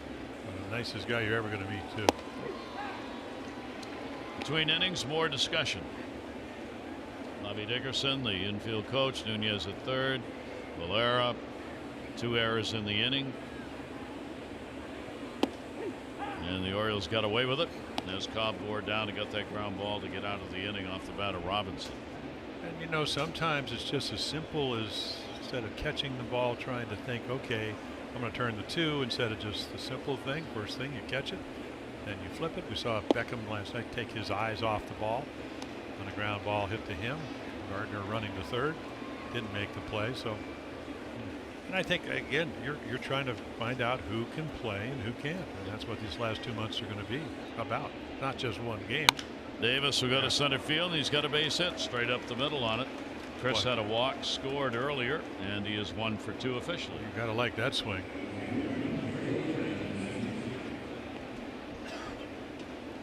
One of the things for the Orioles, it's a second deep question. It's one thing to say, all right, we got guys who can play, but they need experience, so we're going to put them out there and things will be fine once they get some playing time. It's a step back from that for the Orioles. These guys who are working in the infield right now, the question is, can they play these positions? And that's a much bigger question, and it is not one that has been answered yet all the way around the infield. Or the outfield, when you see some other guys coming up. Yep.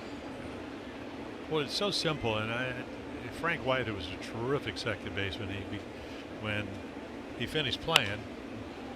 Ray Mancini up in the air to left field. That'll be Gardner, runner halfway. Yeah, pretty routine. But when he became a coach with Kansas City, before they went to the World Series, lost and then won a couple of years ago, and he said one of the biggest mistakes that you make when you're not a good team is you compare your guys against your guys instead of the guys that are beating you. And that's part of the process. Okay, hey, they're the best guys we have, but are they good enough? Do we need to go in another direction because we can beat the Red Sox or the Yankees or even Toronto or teams in the other divisions? And those are the things you try to figure out and coach them up. And Caleb Joseph, ground ball to 3rd base. Relay to 1st, not in time. Ball not hit quite hard enough. They get the out on Davis at 2nd, and Duhar over to Torres, but not enough to get the out at 1st base. So a fielder's choice. For every Orioles walk, Care First Blue Cross Blue Shield contributes $50 supporting the Leukemia and Lymphoma Society Light the Night Walk. Those have drawn 299 walks, total of $14,950. Care First encourages each of us to take that first step towards a healthier and more active lifestyle. 2 down, runner at 1st, Joseph. Nunez has had a big ball game, 2 RBI double and a base hit. So out of that number 8 spot, the Oriole 3rd baseman. yeah, it looks like he's a pretty good fastball hitter. And of course, the guys that are giving him trouble are the typical guys, the younger players that can command the breaking ball. You would think with Lynn, even though he does have a little bit of a cutter and an occasional curveball, there's a little 2-seamer, still good velocity at 94. See Romine moving in because the double scored a couple of runs when Shane Robinson let it go over his head, was out over the plate, and he drove it. He hit it hard to right center field here. 1-1 delivery on the way. Nunez claimed off waivers, heading back to the team that didn't want him to play, Texas.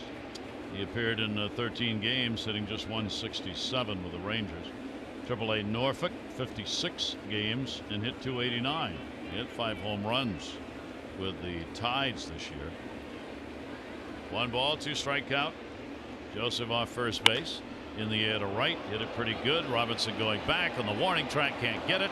On his way to third base, Caleb Joseph will be waved home. They got to play at the plate. Here's the throw. One hopper Torres with a mound of time.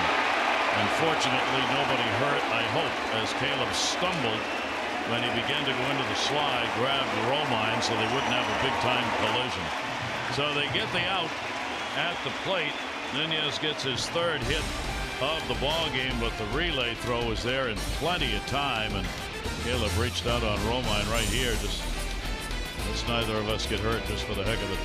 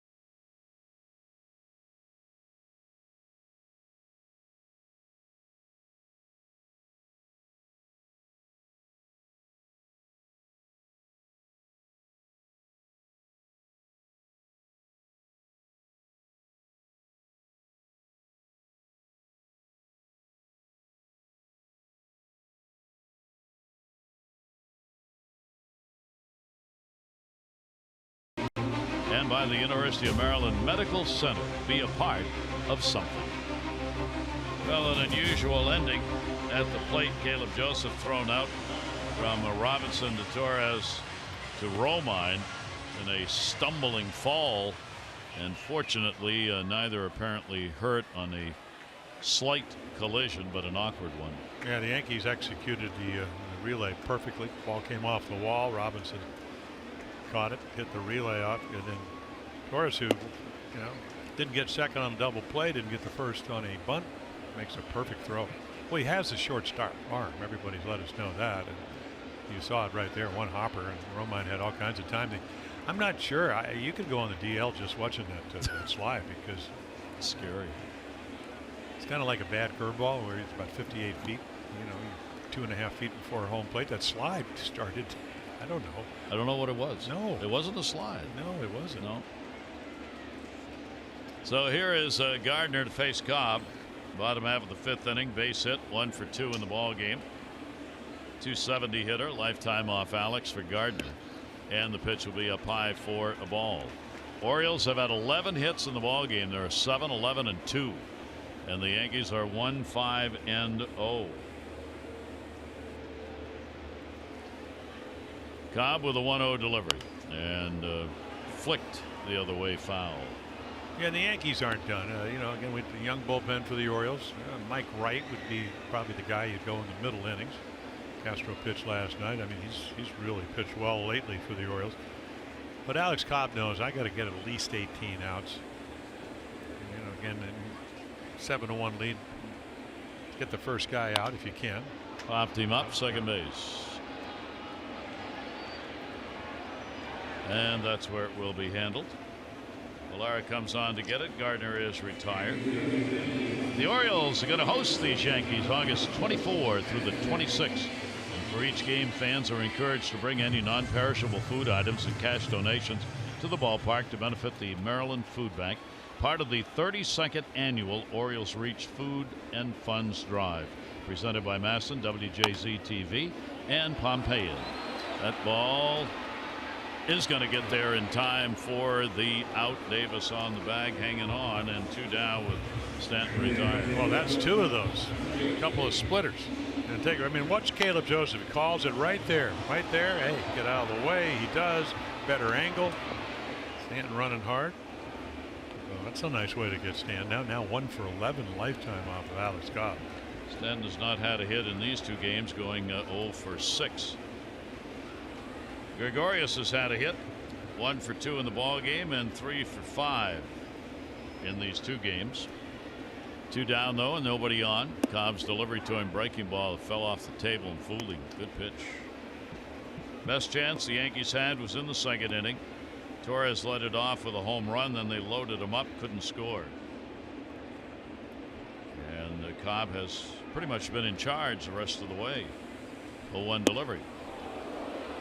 Yeah, that ball is really not that far inside, but when you're trying to nail that outside corner, that's what happens. That front shoulder, I mean, that's why Gregorius is pretty tough out and go out and take balls and hit them into the right field seat. Outside corner is pretty much down the middle for him. That'll be a base hit into right field. So he's got another multi-hit game. 2 for 3 with a couple of singles. This one with 2 down in the 5th inning. Well, came in at 394, and as you mentioned, he's closed in on 200 with 2 hits. Not only that, he's on base 45% of the time going into the beginning of last season. So the Yankees pick up hit number 6. And that'll bring Hicks up. Cleanup batter has struck out twice against Cobb. And he'll chop it. Foul. Cobb gets over there and gives it a good soccer Well, kick. he's looking for outs. I mean, he's sprinting. Anytime there's a roller, I need to get some outs, and I don't blame him. Boy, it's been a tough year. You know, he's pitched better. The Orioles don't play that well behind him. And they finally get him some runs, so he wants to take advantage of it. Looking for his 7th win lifetime against the Yankees. 6-4 for Alex against him. His 2 wins this year, he beat Boston back on May 18 and the Mets on June 5. He has not had a win since. 9 starts with 7 losses and 2 no decisions since that last win, and he has lost the last 6 starts he's had, or 5 starts, sorry, last 5. 0-1 count, 2 down. Not a big lead at first base. Hicks will take it down low. And 19 starts, 8 winnable if your team's playing well, 7 where there's really no chance, and then the other 4 coming into the day maybe could have gone either way with some run support. Early on, because of the lack of spring training, just not the type of pitcher he wanted to be. Hicks will take the pitch down low. So he'll get ahead on the count here. 2 balls and 1 strike. Well, what they want to do, maybe with 1 blow, which is what they, as you mentioned earlier, Gary, but they do, especially here with over 90 home runs. 1 swing, get back into this game, and at least make Buck Showalter of the Orioles conscious about his bullpen. That's there for a strike in the inside corner. Well, the Orioles head out after this one for the series against Texas tomorrow night. The opener, 7:30 O's extra, 8 o'clock for the ball game. Masson 2, Andrew Kashner. Giovanni Gallardo, who is 5-1 with the Rangers, will make the start, and Cobb will fall a little bit low and go full 3-2. That'll be an interesting matchup. Gallardo played pitch for the Orioles. Kashner last year won 11 games for the Rangers. 1 of 4 to be played in Texas. Rangers, of course, have had a year of struggles as well. 3 balls, 2 strikes, 2 down. Runner at first base. Gregorius will be running. And a foul back.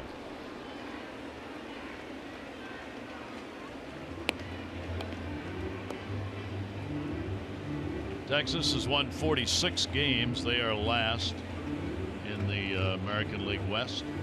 Orioles still battling with Kansas City for that first round draft pick.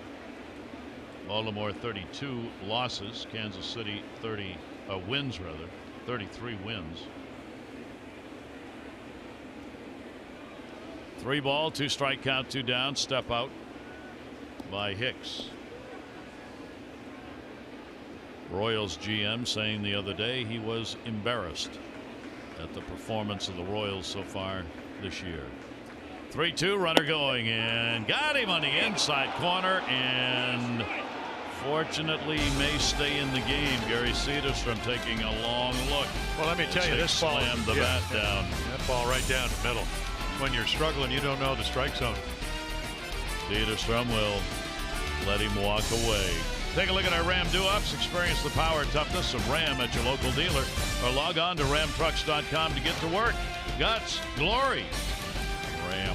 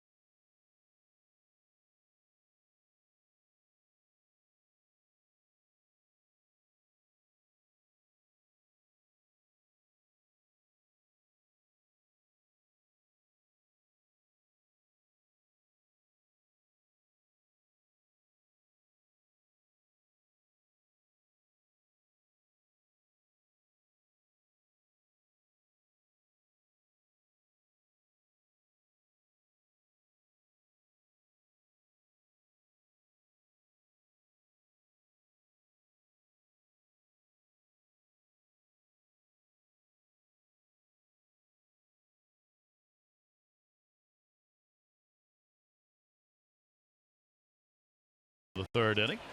Some blue sky has shown up, and the Orioles offense has as well. 7-1 lead. We go to the 6th. Short 2-game set. Yankees won the opener 6-3 last night. Pitch taken down low. Lance Lynn, who came on in relief of Gray. Sonny Gray with a very short 2 2/3 innings, 7 runs, 8 hits. Lynn came on to get the final out in the 3rd, retired the side in order in the 4th, and got out of a jam in the 5th inning with the final out of the inning recorded at the plate. Yeah, Valera played all infield positions except first, and then left field and center field. He's certainly a utility guy. Rayvick Valera, ground ball will go to short. Gregorius' throw will be there in time. Now the Orioles proud to join Johns Hopkins, University of Maryland, other corporate leaders supporting Baltimore City's Youth Works program, seeking to provide as many as 12,000 Baltimore City youth with summer employment. To donate, visit BaltimoreCityFoundations.org. Choose Mayor's Office of Employment Development Youth Works. And to learn more, you can go to youthworks.oedworks.com. Tim Beckham, a 2 RBI base hit that came in the 2nd inning. Trey Mancini's had 2 RBIs, 1 on a single, 1 on his 14th home run. Nunez, a 3-hit ball game, including a 2 RBI double. Orioles got 5 runs, 6 hits off Sonny Gray in the 2nd inning. Yankees, the home run. Torres has it in the 2nd. Their only run. And Lynn will miss. 1 ball, 1 strike count.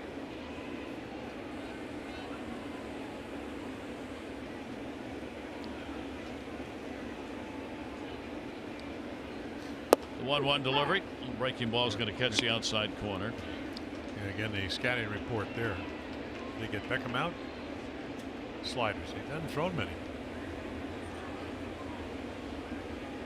Beckham with an 0 for 4, a lifetime off Lynn.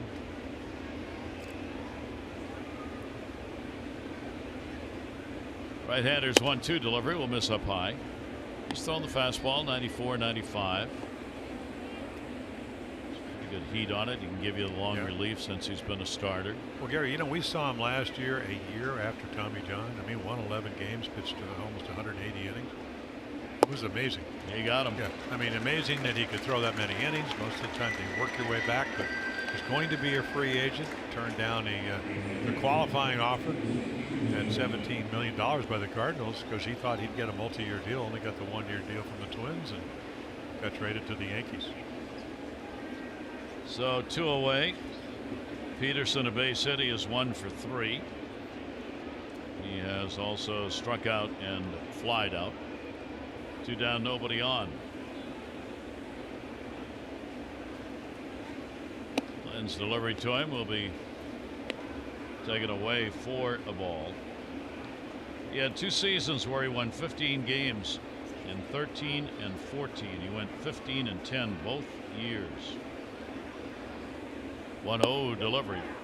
He really was a bedrock pitcher in those seasons for the St. Louis Cardinals, who were winning some ball games. He had an 18-win season in 2012. So with the Cardinals, he had put up some very good numbers.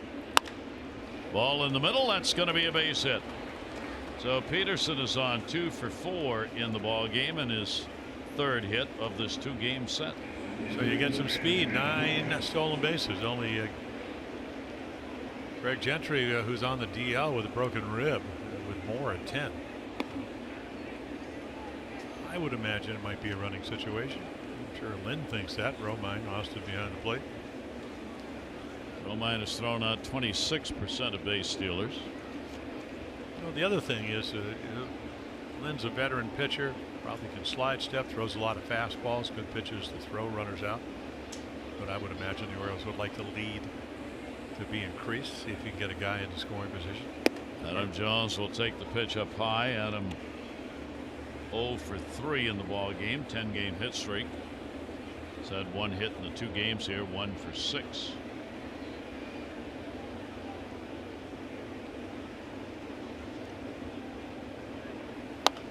Wow. That's why they have the netting. Into the net. Yep. Adam with a couple of home runs against the Yankees this season, hitting .267, right where his career average is. Actually, he came in hitting as a career number .266 off the Yankees. 1 ball, 1 strike count. Runner at first base. Peterson not going. Pitch will be inside. Yeah, batting average a little bit higher than his career number of 278. Came in at 286.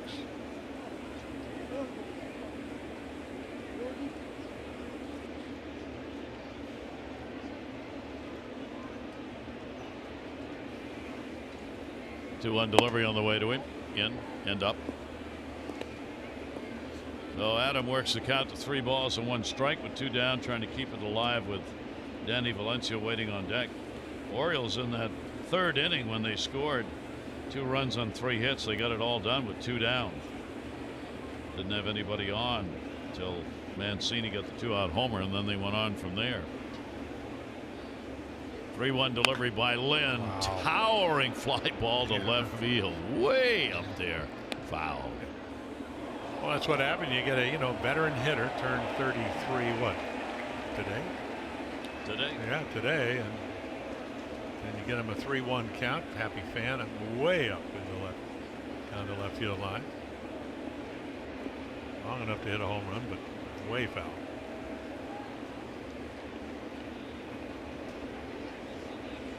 Infield shifted around, runner goes, and a ground ball that will be fouled off. Ooh, look out. Wow. Somebody got that. Joe Hogarty, the strength coach, I think, took that in the dugout.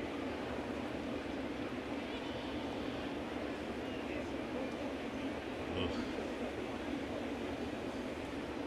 Hooked it right to the end. Oh. Maybe came off the top of the railing.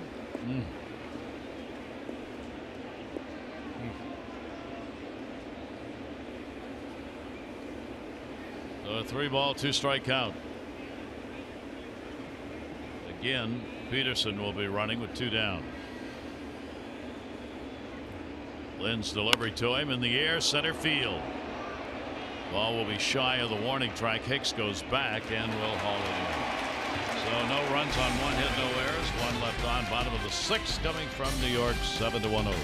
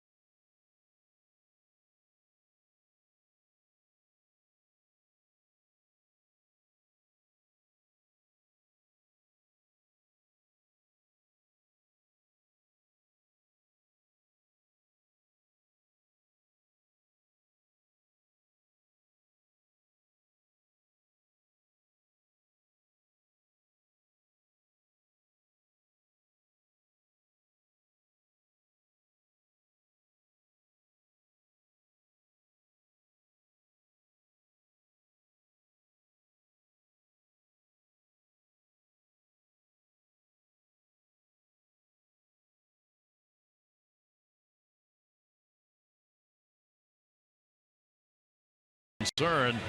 Interesting article put together in the Washington Post regarding a recent study done by Butler University regarding concussions in sports.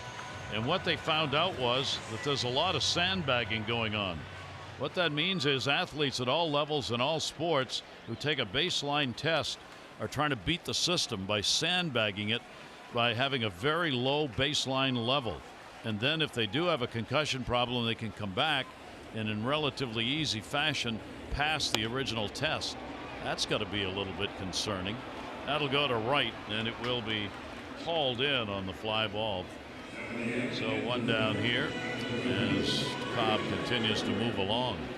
That's not a good sign. That concussion problem, a serious one in all sports, and athletes really need to take that seriously and not be fudging on the initial tests for your own benefit. Well, you just, if you've ever talked to anybody that had it, especially a baseball player, I mean, it slows down your reaction times, and the chances of really having not only another one but then recurring ones, I guess, is greatly enhanced. So yeah, it's a compounding problem with concussions. 0-1 delivery on the way, will be taken outside. Bird has had a base hit and he has popped out. 1 ball, 1 strike count. Shift on. Cobb's delivery. Very effective. Going through the 39-minute rain delay. Alex Cobb, he has not walked anybody. He has struck out 6. Yankees have just the 1 run on 6 hits. Torres with a home run in the 2nd inning. And that will miss down low. yeah, they've been able to. I mean, Bird did bunt his way on, got a sacrifice fly last night, but they've been able to ride the ball up in the zone. You bring it down, I mean, even 3, 4, or 5 inches, and then all of a sudden, a much better hitter. But having trouble, there's a lot of young hitters on the high fastball, right where the glove is here. 2-2 delivery and pops it up. Yeah. Chris Davis at first, shading his eyes, gets there and puts it away. Bird retired. 2 down here in the 6th. Enhance your next game day experience with the MLB Ballpark app. Access and manage your tickets, enjoy check-in offers, exclusive content, and much more. Download the MLB Ballpark app today. 2 down, nobody on in the 6th. Andujar will stand in. He has struck out, reached on an error.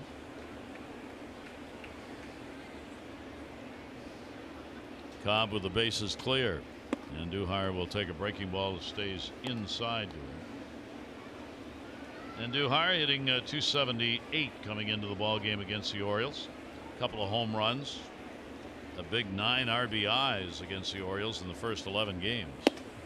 That will be there on the outside corner. Yeah, we've seen good velocity. We've seen great command. The splitter's been real good. And the other thing we've seen, and I'm sure Alex is happy about it, run support. Well, what a difference that makes. 1-1 delivery on the way. A chopper. Foul. Just missed corner of the bag. Miguel Andujar will come back. 23 years old, out of the Dominican Republic. Yet another one of those young free agent signings, all the way back to 2011 when he started in the Gulf Coast League with the Yankees, and now has taken over the position at third base. Cobb ahead of him, 1-2.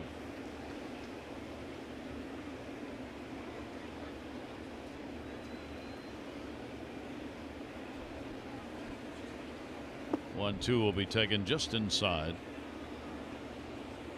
Cobb has had a very relaxed delivery. Ball just kind of coming out of his hands nicely, and he's kept the velocity up, and breaking ball's working. Yep, the quality of the pitches have been terrific. 2-2 delivery on the way. Ground ball to short. Beckham. Low throw, and it gets away. Might have had him, might not. There was no original call, but in any event, Andujar is on. Ought to be another error, but maybe they'll give him a base hit because of the way he plays it. You just can't take your time like this. And to Andujar's, and of course, the ball out of the glove. Now maybe he catches and maybe he's out. We'll have a chance to look right here, and I don't know, but you make a decent throw with something on it, and they do give him a hit. That's a gift. Well, the Orioles get a break there because that should have been an out. I mean, I was certainly spoiled with all the guys. I mean, Aparicio and Belanger, and there's Louis in the Hall of Fame, and Belanger with 8, and then Cal, and then we've seen Hardy and Bordick. Mike setting the all-time record, most consecutive games without an error. Those are the two-out shortstops where the ball's hit to you with 2 outs, everybody runs off the field because they make the play, and that was one of those plays. Hit number 7. Andujar on. Ground ball this time to third. Nunez. Beckham slipped on his back foot and on the bag. Nice play by Davis. Chris able to hang on, and Romine is retired as Beckham tried to set himself. Almost didn't get enough on that back foot to get the throw over there, but did, and Chris helped him out with a good stretch.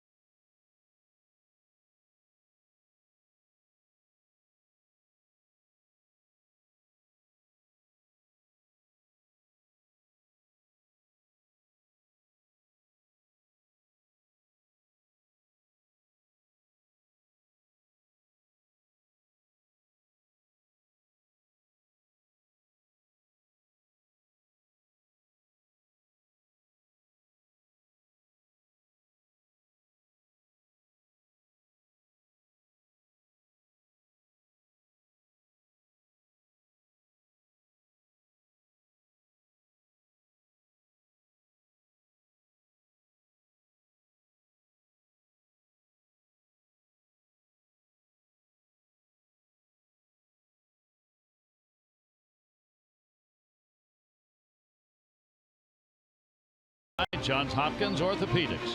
When you have a setback, they set you up for a comeback.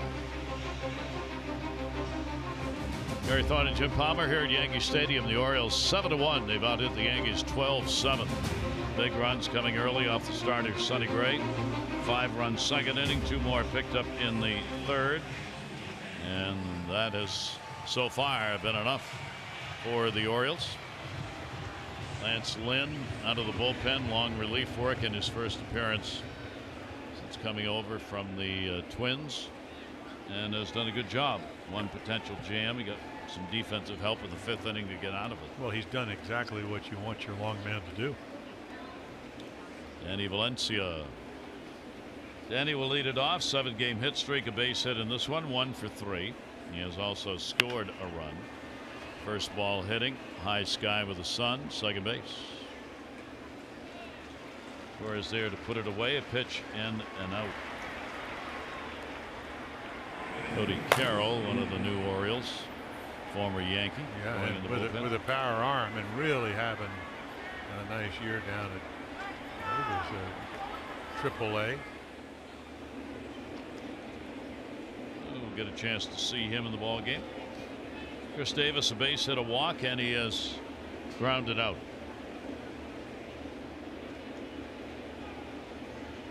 Yankees head to Boston after this for that big 4-game set. Sabathia against Brian Johnson, Severino against Porcello. Happ, hopefully for the Yankees, will be back and ready to go against Eovaldi.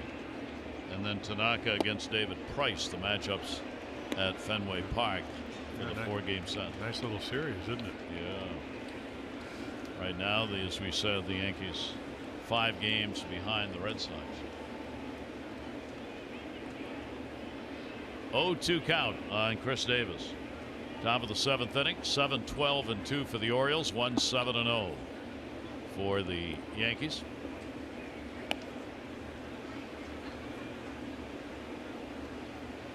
Yeah, Yanks still have a West Coast trip, Oakland, Seattle, and Minnesota. So Oakland and Seattle are playing. I mean, big surprise team in the American League West, without a doubt. I mean, even more than Seattle is the Oakland A's. What a nice year they've had with Bob Melvin. They just keep hanging. Well, they do, and you know, they just keep hanging. Yep. Done a good job. We told you about the wild card standings. They're very much in the race for that. Still making a run at the division.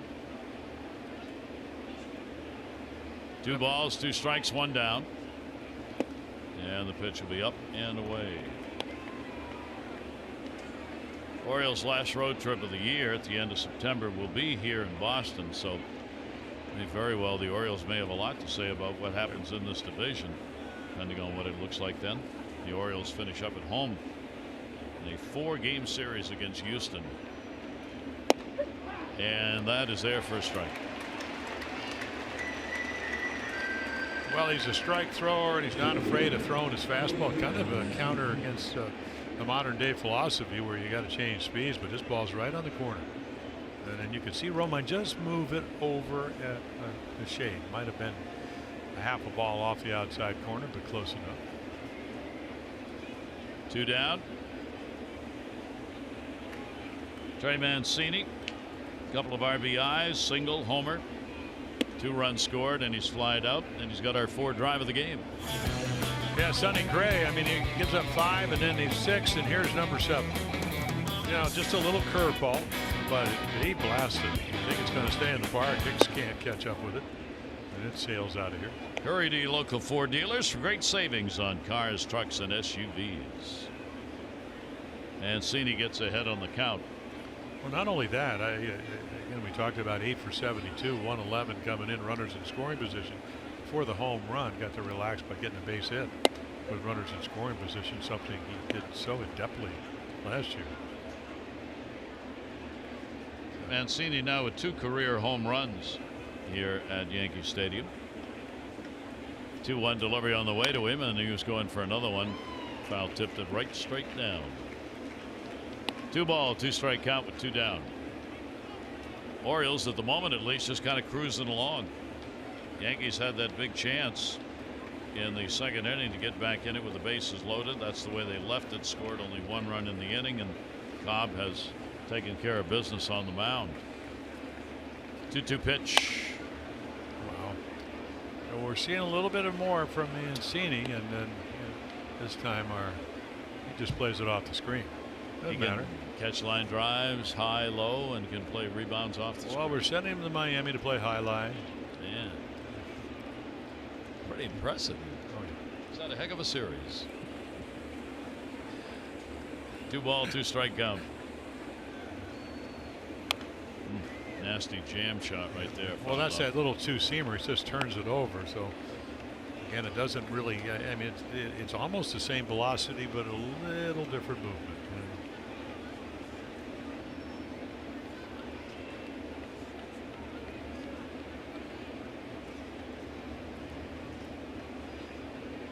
2-2 delivery on the way to him, and that's going to go to center field. Hicks will have to play it, and a base hit.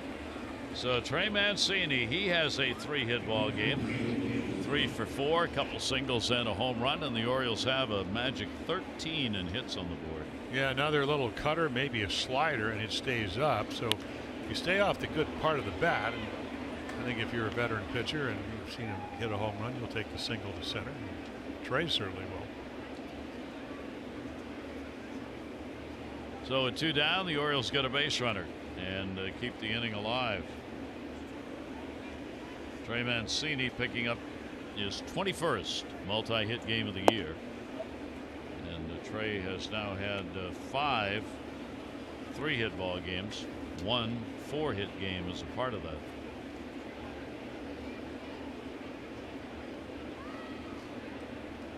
Caleb Joseph, 1-0 delivery on the way to him.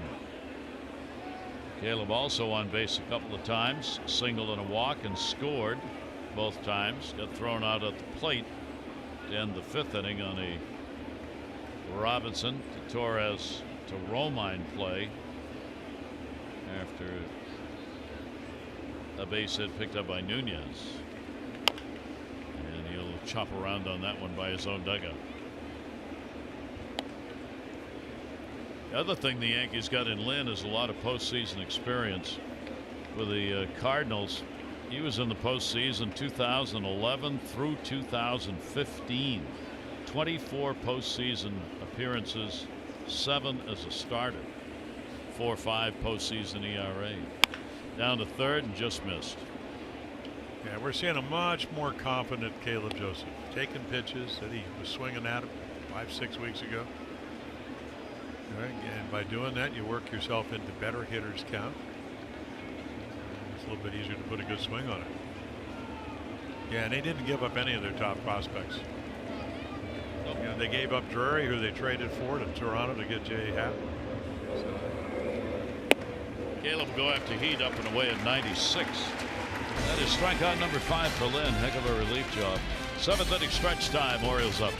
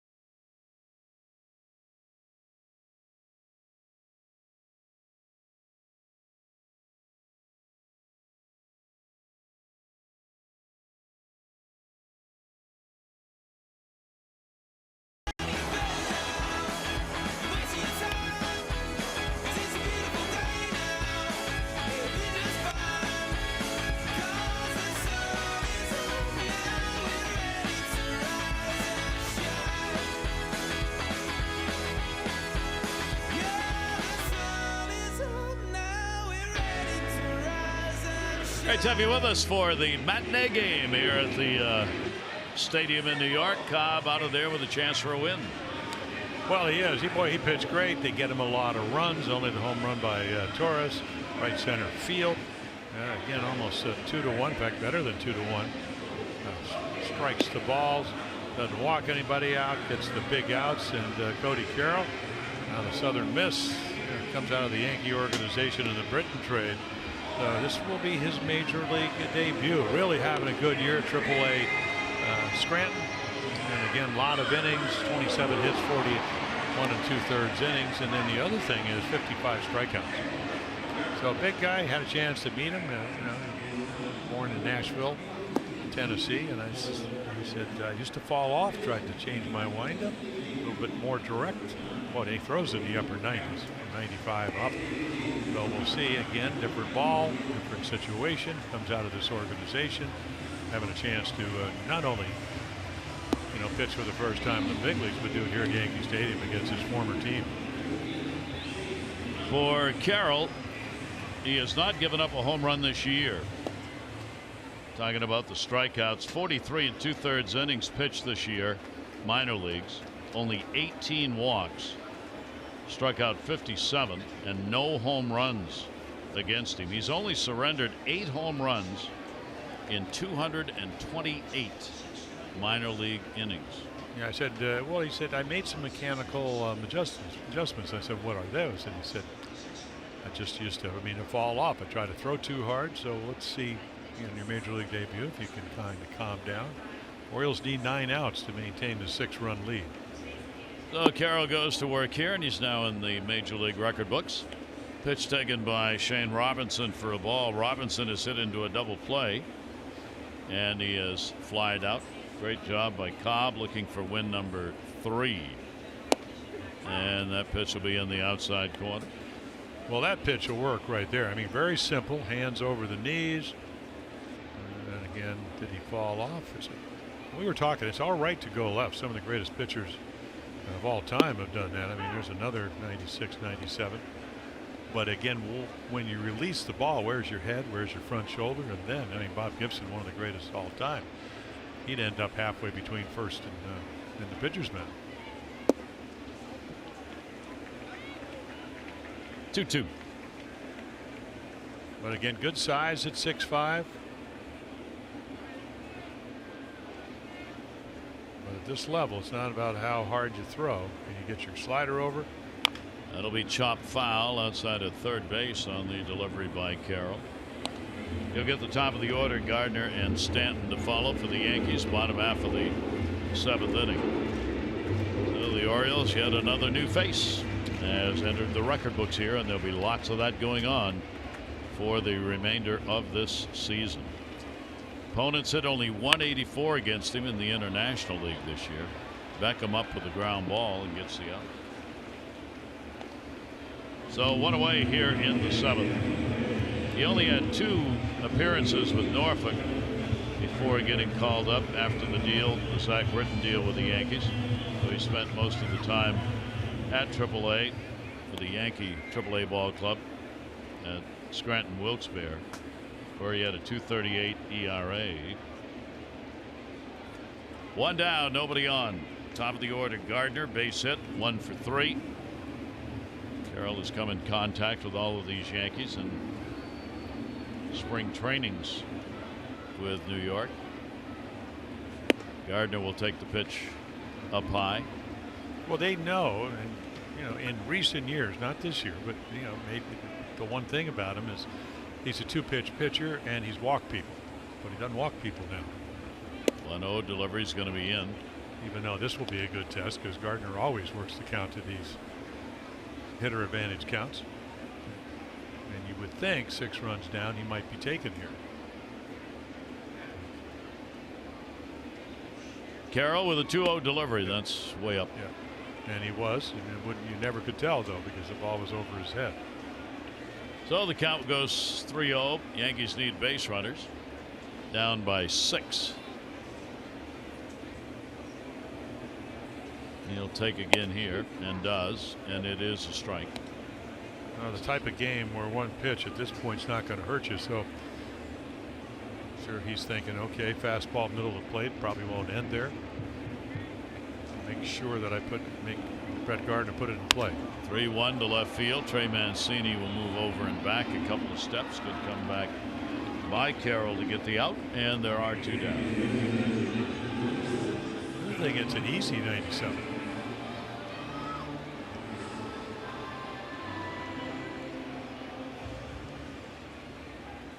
That'll bring Giancarlo Stanton up. Wants a new baseball. Stanton, the big chance in the ball game, bases loaded, second inning, 2 down, struck out. That really is the last real chance the Yankees have had to have a substantial inning. So Stanton 0 for 3 in this one, 0 for 6 in the 2 games.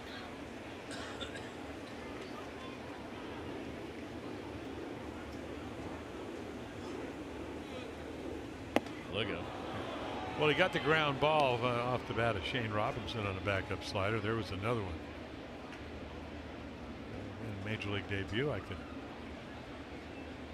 Just got to have to stay back a little bit, get your arm out in front like that. And of course, when you throw 97, you can get away with the sliders that stay in the middle of the plate sometimes. 26th round pick by the Yankees in the 15 draft. 25 years old now. So we're not talking about some real young pitcher, maybe his major league debut, but you're getting into the now or never category for pitchers at the major league level trying to find a foothold, and that is going to miss inside. Well, he's a college guy, so when you're a college guy, you sign a little bit later, got to work your way up. They really, I mean, the reason they made all the trades is because they had guys like this that if you didn't trade them, they probably wouldn't have room for him. Broken bat, base hit down the line. He'll make the turn. Stanton on his way to second. Mancini over to get it. It'll be a stand-up double with 2 down here in the 7th inning. Yeah, for Giancarlo, 12 home runs on the road, 12-month here. As you look at his 20th double, there's your hanging slider again, so it's very hittable. And your 6-run lead, you're off the line, so it's an easy double. But almost, I mean, about 108-point difference, 330 on the road and in the 220s here at home. Yankees have hit number 8. Gregorius has 2 of them. 2 singles, 2 for 3 in the ballgame. And he'll lean over and watch the pitch outside for a ball. 1-0 count, 2 down. 7th inning, Orioles lead at 7-1. Not going to hold that runner close. Keep the infield spread apart in the middle, and the inside corner pitch for a strike to Didi Gregorius.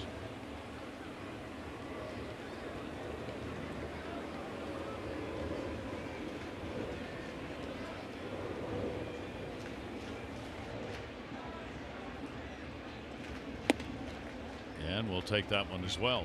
So a 2-ball 1-strike count. 34 games overall for Cody Carroll this year in AAA. 4-0 record, 9 saves. Real good ERA, 2.47.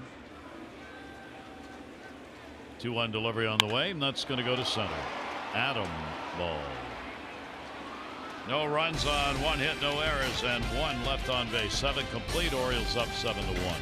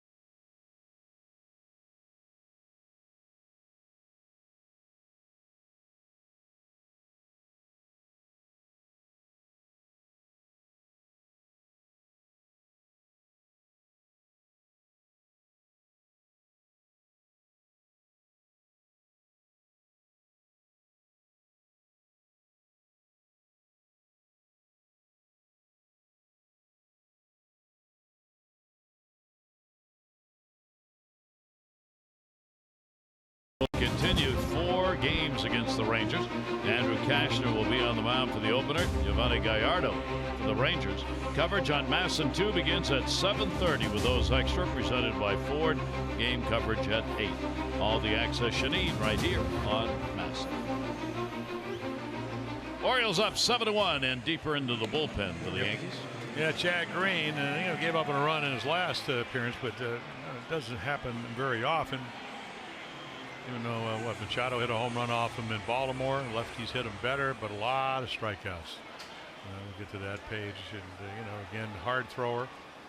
The interesting thing in Baltimore, he didn't throw any breaking balls in an inning. But again, power arm 96 to 98, somewhere in that range. Renato Nunez having what an afternoon he's having. 3 for 3 ball game for Nunez, and the pitch a strike. Nunez delivering 2 RBIs, first time up with a double, and then a couple of singles after that. Green appearing in his 6th game against the Orioles. They've touched him up for 4 runs, 7 hits in 5 2/3 innings this year. Green does not have a record against the Orioles this season, and lifetime is 1-1. Valera and then Beckham. Orioles bat, 8th inning.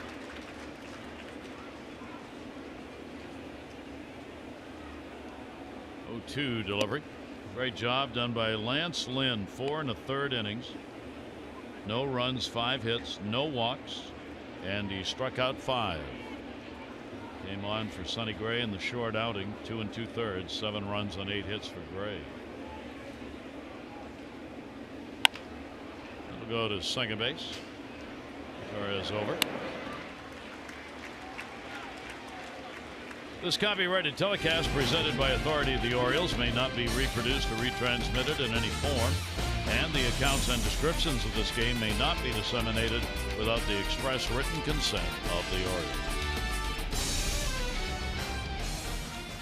Givens in the bullpen for the Orioles.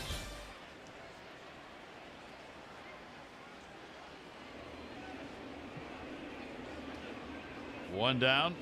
Valera making his debut with the Orioles. Second time up, RBI base hit. He has struck out and grounded out. And a check swing. He did not go around on that one.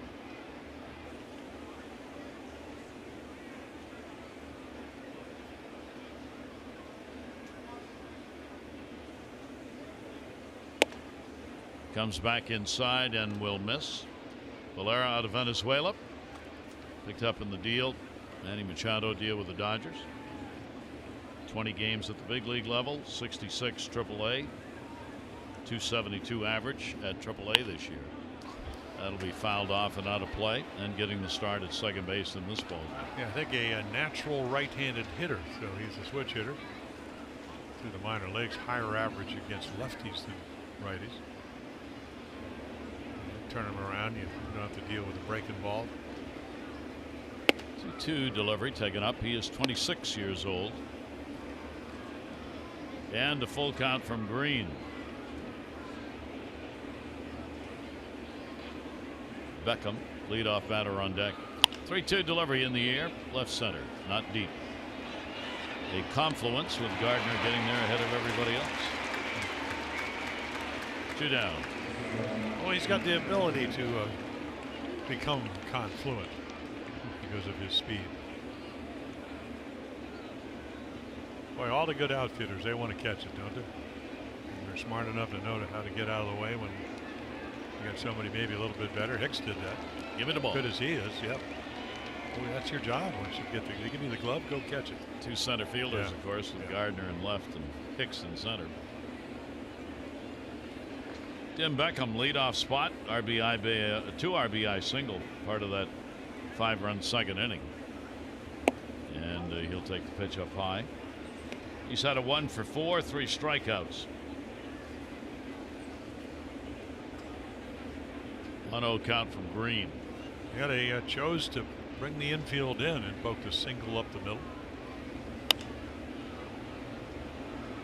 That'll hang up for Robinson, who put it away for the up. And Green retires the side in order.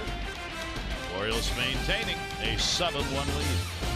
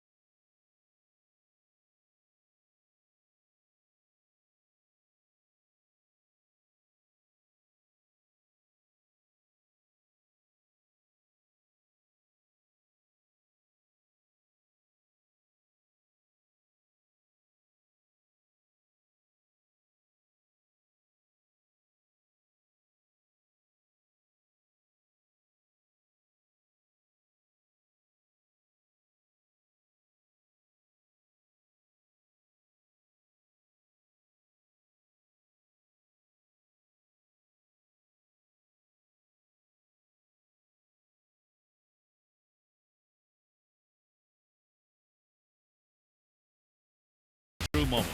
Well, huge second inning for the Orioles as they put 5 on the board. It starts with Valencia. You get a walk. Davis walks. Mancini singles in a run, and then Nunez hits it over the head of Shane Robinson. And then right here, it all starts.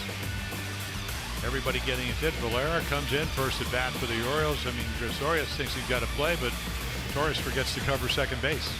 Earlier in the inning, forgot to cover first, so the Orioles take advantage of it. 5 of their 7 runs score in the second.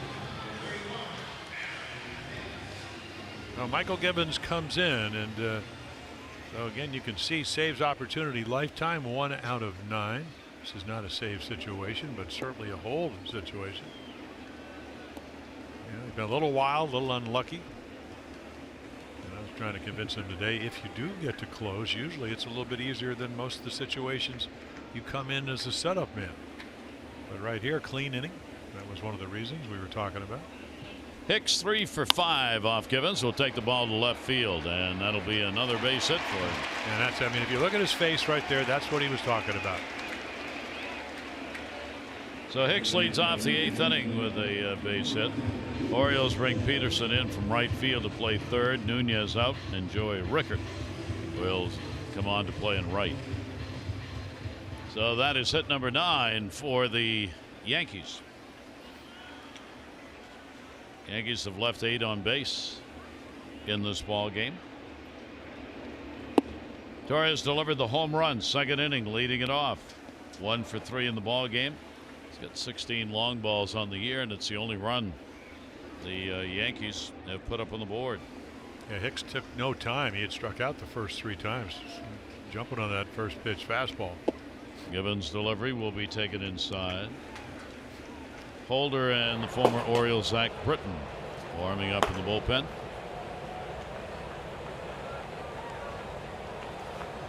Two-0 delivery on the way, and that'll be outside. So Gibbons falls behind 3-0 with Bird waiting on deck. Gibbons' 6th game against the Yankees this year. They've scored 3 runs off him. 6 hits, 5 2/3 innings, and 2 on. Well, those are the 6-run lead, the type of at bats that really kill you if you're pitching. You don't want to walk them. You get behind them. And again, things haven't been going your way. He came into the season with marvelous numbers, and already, Roger McDowell, Oriole pitching coach, he knows. He can see the body language. Hey, you got a chance to beat the Yanks in Yankee Stadium when they need to win a game. You need outs. Well, let's get them. First walk surrendered by the Oriole pitchers. Alex Cobb in the 6th innings did not walk anybody. That's the 3rd game this year which he has started and not walked the batter. So a little discussion here to break the rhythm. McDowell headed back in. Bird coming up. Well, big opportunity for Michael Gibbons, not only today but throughout the next couple of years. As you know, Britton warming up in a different uniform. Brock down in Atlanta. O'Day also Atlanta, but on the disabled list with hamstring surgery. 2 on, nobody out. Bird takes it inside for a ball. Bird is 1 for 3, a base hit, came in the second inning. A couple of pop-ups after that. He's not faced Gibbons before. 1-0 delivery on the way to him, and he's taking all the way. It'll be in there for a strike.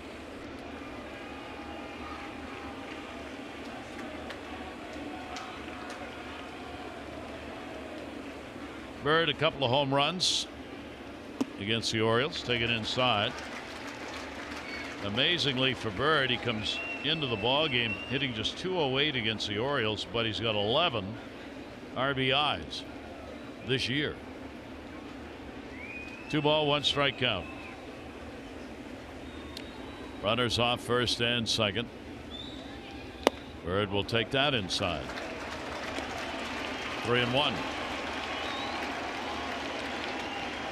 Talked earlier, game of 27 outs for the O's, and somebody's got to get them.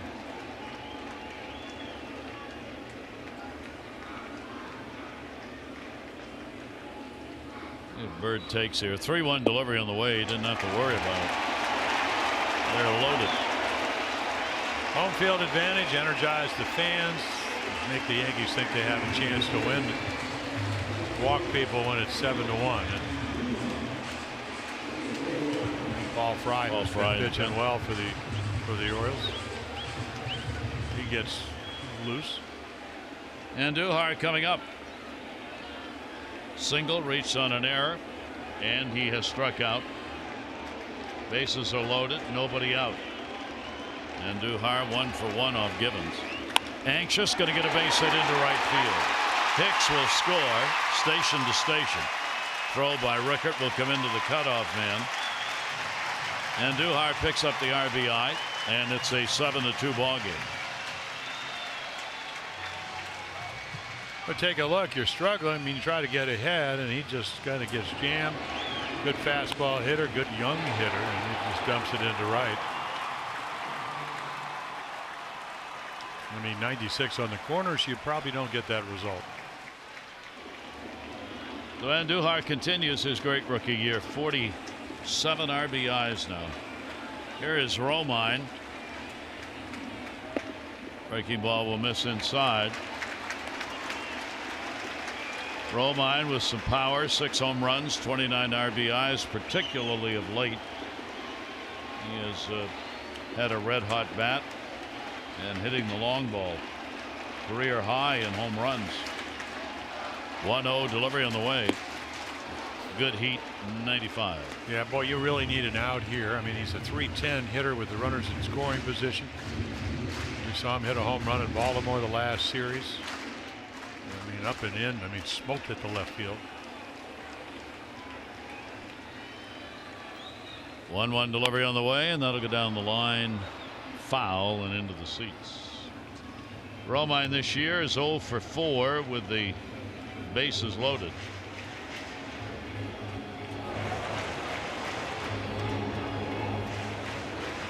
Yankees get a little more serious now in the bullpen. Holder alone as Zach Britton sits down. 1-2 delivery on the way, and he gets him. A big strikeout against Romine. 1 down. Yeah, just up the ladder, and again, I mean, it's not about lack of velocity. This pitch at 98. Neil Walker will come out to pinch hit for Shane Robinson with the bases loaded and 1 out. Walker started in the ball game last night.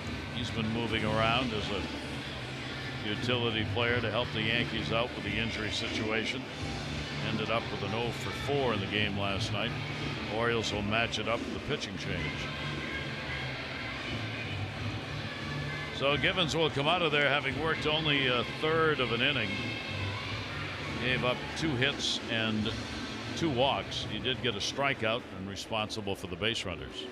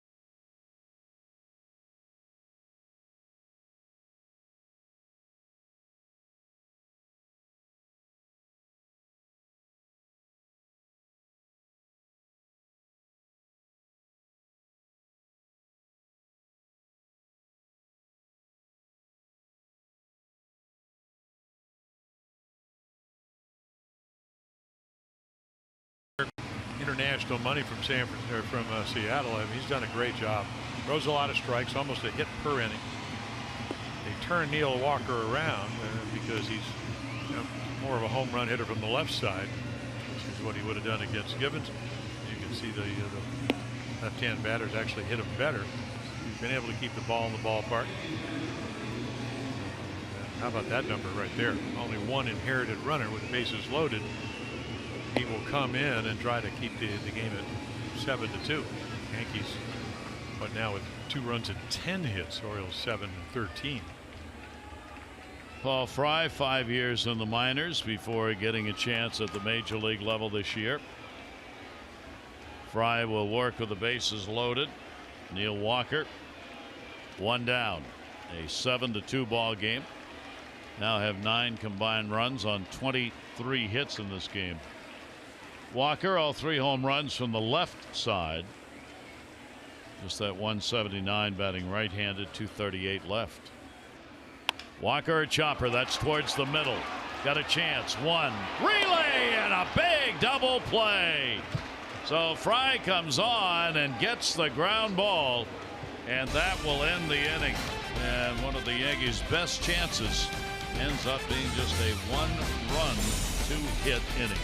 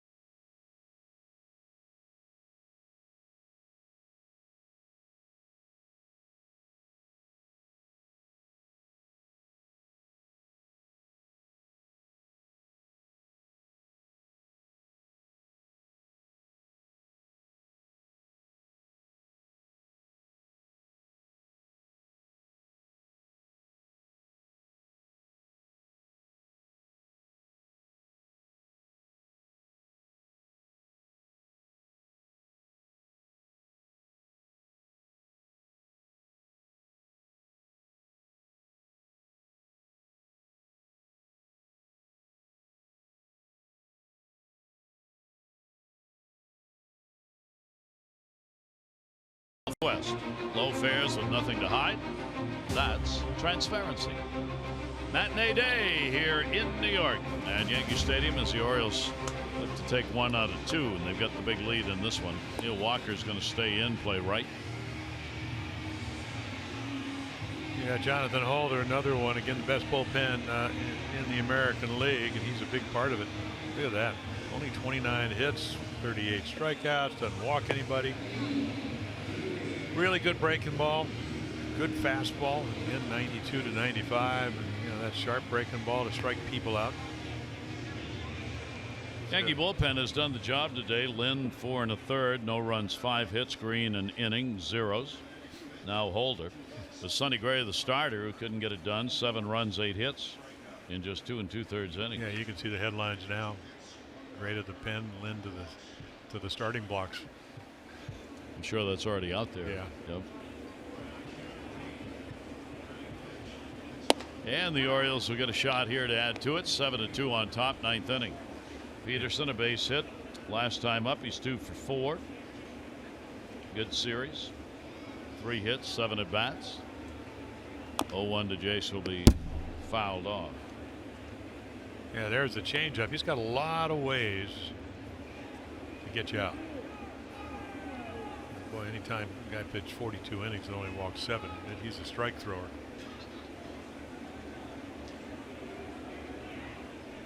Holder with the 0-2 delivery on the way to Peterson, and he chased on that one. And there's another one. You think it's going to be over. I mean, you're going, if you're sitting at home, you're going, how do you swing at a ball that far outside? Well, it's movement.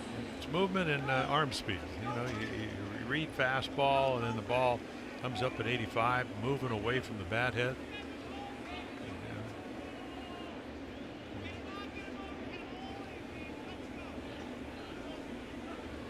Adam Jones with 1 down and nobody on. 0 for 4, and we'll foul that one out of play. Orioles looking to pick up a 1-1 split on this short 2-game set. They have won only 3 series on the road. If they can hang on to this lead, they'll go 3-12-2. Well, they'd also lost the last 11 on the road. So this could break that streak too. Do not understand why you have games that are rained out. Say you play a 3-game set and one gets rained out. Those 2 games are considered to be the series, and when you make up the 3rd game, that becomes part of the next of that other series. I don't understand that. If you have a 3-game set and one gets rained out, when you make it up, it ought to be part of the past series, but it's not. So that confuses those series numbers. 1 ball, 2 strike count. Easy to say for the Orioles. They haven't won many. Adam Jones, 1 ball, 2 strike delivery on the way. That'll go to second on a hop and a base hit. That'll keep his hit streak alive. So Adam, with a single, gets an 11-game hit streak. Probably the last chance that he had to keep that going here in this ballgame. Well, he hit it to the right guy today, and because Gleyber-Torres, I mean, it's hit hard. He's not going to play it off his body. Yeah, I mean, that ball way out in front of him, maybe a half step back, he probably pitched chest arc, but he just lays it and it goes by. And they'll give him a base hit, but 14 hits for the Orioles. Breaking ball away. Danny Valencia. This has become the magic number for the Orioles, up around that 15. They had 3 consecutive ball games in which they had 15 hits against the Rays in that 4-game series. What, 15 runs, 11 and 11 the last 3 games of that series? 1-0 count with Adam on at first base. That ball's going to go to right center field. Hicks plays it on a hop. Jones will get into second base ahead of the throw. Back-to-back singles. Yeah, I thought he was going to catch it. Yeah. There. They came in pretending he was going to catch that line drive, and of course Adam got a good read. And Valencia, Danny happy. Nice afternoon with the bat, DHing. Orioles have had a big day in these situations. They have 5 for 8 with runners in scoring position. They have left 6 on base, so they've made them count. after a 1 for 9 in the ball game last night. So Chris Davis, a base hit, a walk, a run scored, 1 for 3 at the plate, 1 down and 2 on, and 15 hits. Davis will take the pitch for a strike at the knees. Yankees in the ball game have also had chances. They're 2 for 8, and they have left 10 on base. Only 1 clean inning, that was in the 3rd. Otherwise, they've had somebody on every inning. 0-1 delivery. 47,206. Not a sellout, but a big crowd. 47. Wow. 206. A lot of people on an afternoon game. Yep. Camp day today. Most of them have left now, but all around the upper deck were the kids from camps in their multicolored shirts today. In the air to left, Gardner. 1 step on the warning track. Runners will stay where they are as Gardner gets it in. 2 down. Yankees will have the top of the order due up, bottom of the 9th inning.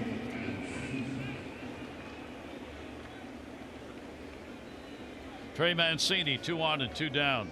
Big day for Trey. 3-hit ball game. 3 for 4, 2 RBIs, 14th home run. Well, average coming up.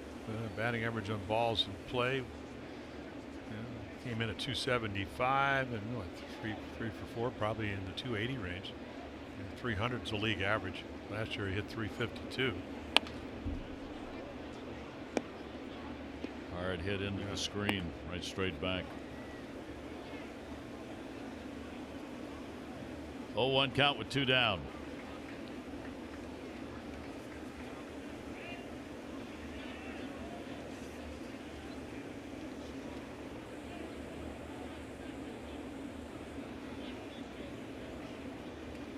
One pitch on the way. Miss outside. Red Sox are waiting and watching. They have the day off today. And the 4-game series starts with the Yankees in Boston tomorrow. 1 ball, 1 strike count.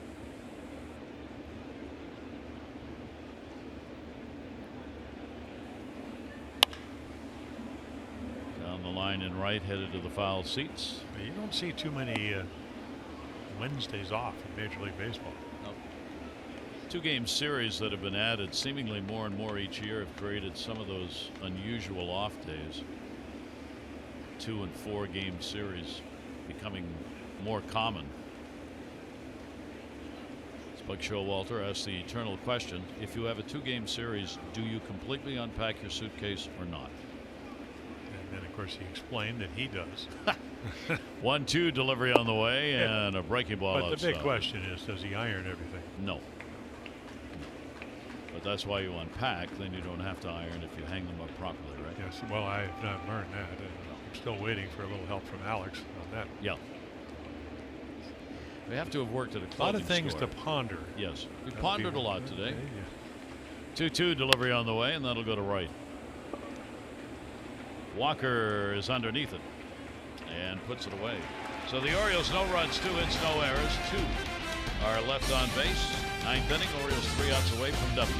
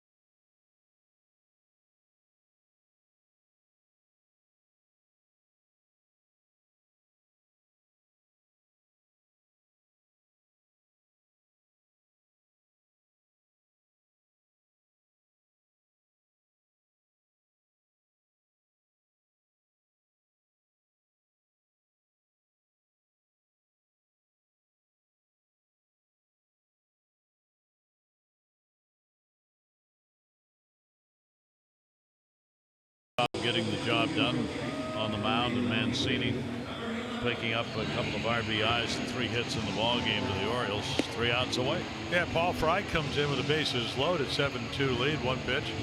Beckham makes a nice play on the ground ball off the bat of Neil Walker, who pinch hit for Shane Robinson. And, well, a lot of it's, hey, can you throw it over? Can you make a quality pitch? So they put it in play, and does your defense make the play? On that occasion, they were able to do it. So Fry will get a chance to finish it up. Top of the order, Gardner will lead it off. Innings where the Yankees have had a couple of chances. They've not been able to get it done, leaving the bases loaded in the 2nd inning, and then again in the 8th inning. They got them loaded with nobody out and only able to push across 1 run. Torres home run in the 2nd inning, and then Andujar with the RBI base hit. There 2 runs batted in. 0-2 on Gardner. Yankees, barring a comeback, will have their 3-game win streak ended. The Orioles will go 6-6 against the Yankees on the year. Yeah, for Paul Fry, 13 games, he's only given up runs in 2 of them. Look at it. So, 91 to 93. Pretty good slider. Throw strikes. Can get righties out, which is refreshing. As we mentioned, lefties hit him actually better than right-handers. And of course, you know, Gardner's always a tough out. He's just trying to just put it in play and see if he can get on base some way. 0-2 delivery in the air to left. Mancini almost in place, puts that one away. 1 down, 9th inning. Gardner retired. Irving Stanton to the plate. Double, 1 for 4 in the ball game. Stanton batting in the number 2 spot.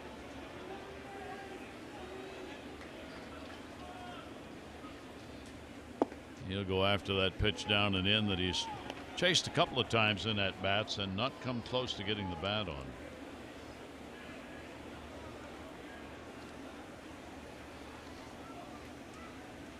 Stanton hitting under 250 against the Orioles on the year. Same pitch, same result.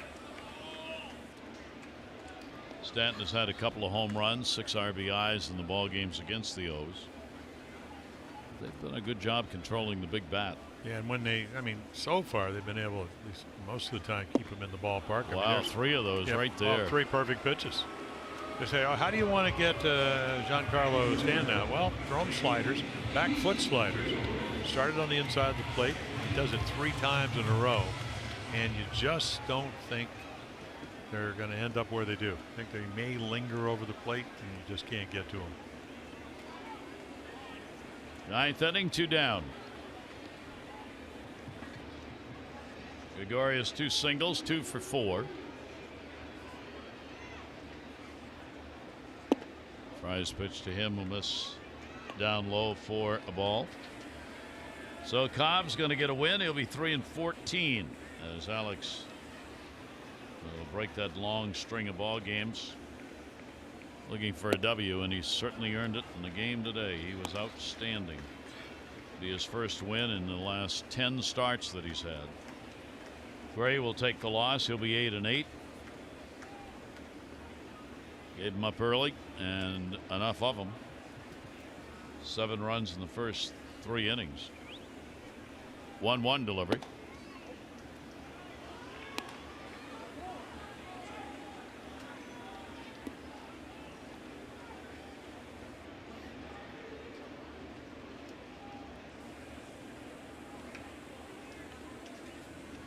Gregorius a 2-1, and he'll put it back to the screen. So Carroll worked an inning. His debut for the Orioles, 1 hit. Givens a third of an inning, a run on 2 hits, 2 walks and a strikeout. And Fry, if he can finish it up, will have an inning and 2/3.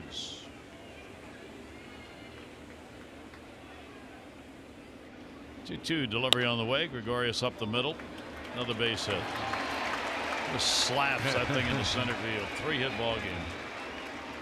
Well, he can hit home runs, but he can make contact. And let's think about it. Try to hit a home run, try to overswing, just lay the bat on it. He did it to start the game as far as his first hit. So 3 hits again. Part of it's just getting the ball in play. Gregorius on with the 10th hit, 11th hit for the Yankees.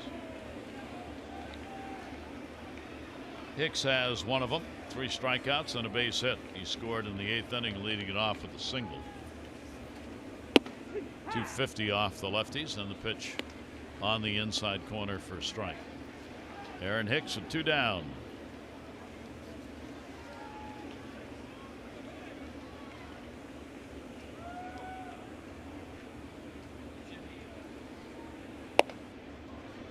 Pretty firm fastball, 93 in, 94 away.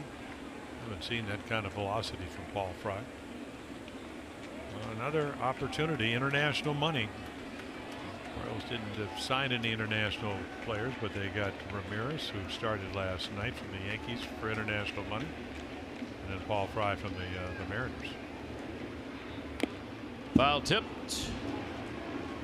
This is going to end the Yankees streak of at least 5 runs per game at home. 9 consecutive ball games prior to this where they had scored at least 5. Orioles have held them down to 2 so far in this one. 0-2 count, 2 away. Gregorius off first base. Fry's delivery on the way, and that'll be inside.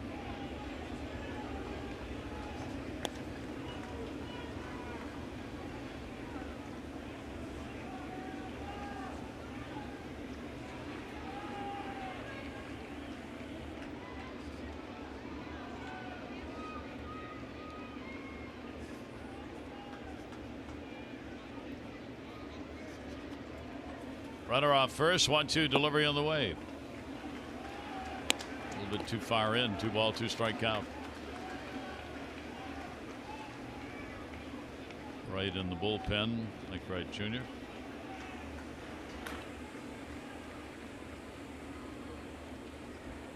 Torres waiting on deck if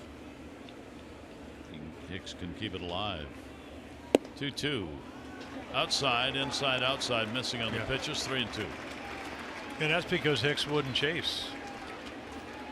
Stanton did, swung to 3 balls that ended up down and in. Aaron with 3 strikeouts, then a base hit off of Gibbons, and still like to have a 2 for 5 afternoon. Runner goes on the 3-2, and he walked it. Well, the sometime elusive as Buck Showalter comes out of the dugout, elusive 27th out. It allows you to win with a lead. So the Orioles will go to the pen one more time.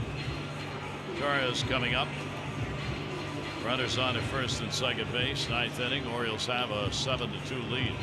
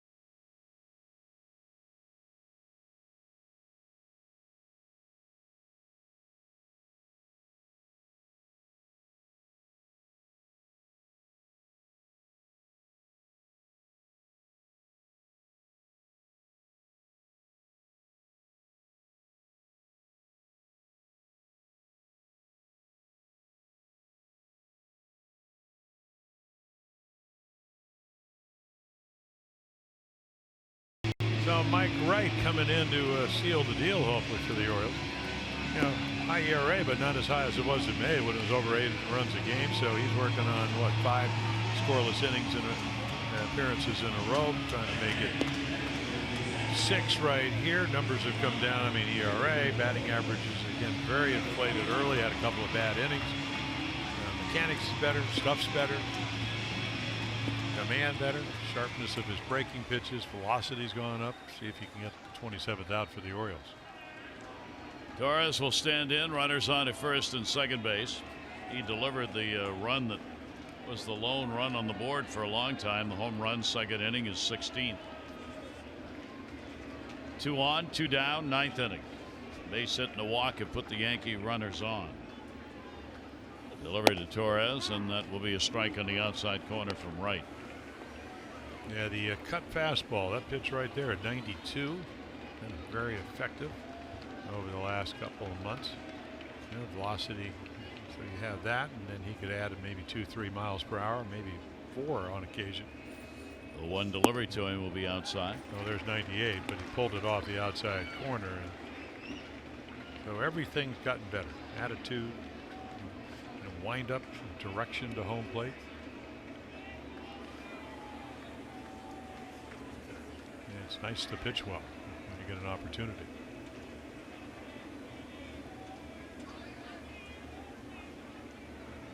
1-1 delivery. Wow. That was a beauty down and away. Well, that'll work on pretty much any day of the season. April all the way into the postseason. 98 down and away.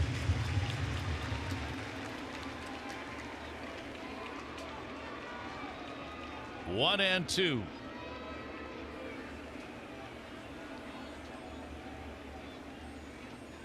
Runners off first and second base, and that'll be up and away.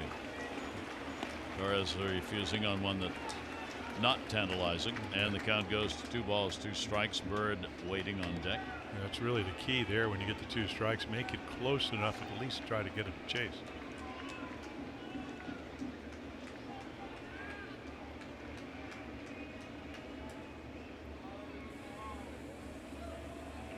Wright Jr. with a 2-2. And just keeps it alive right off the end of the bat.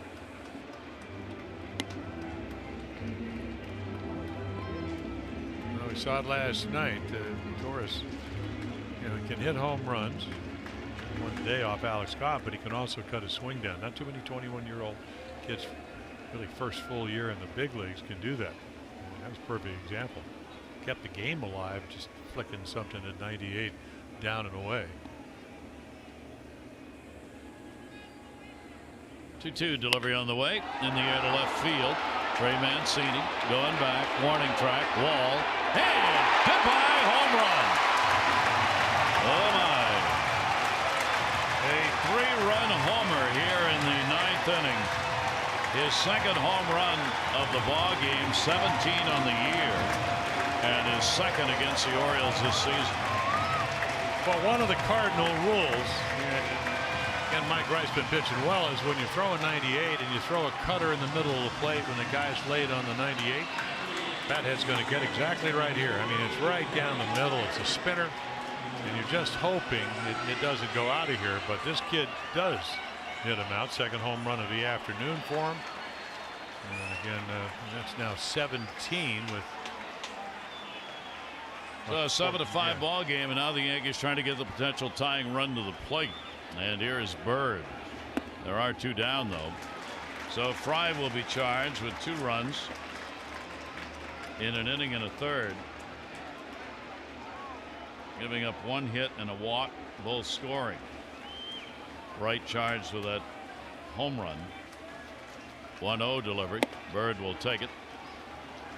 And 1-1. So the Yankees making it interesting late with 3 runs here in the bottom half of the 9th inning.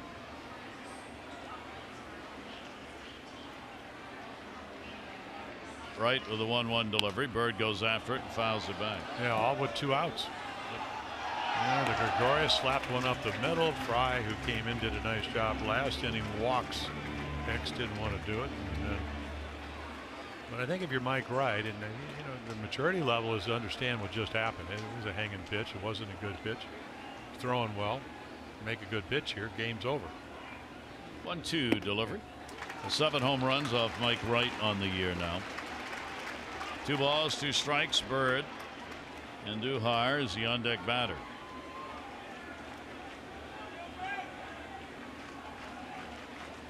Can't create your own save situation, so it is not that for Mike Wright Jr. 2 ball, 2 strike delivery on the way. Bird keeps it alive.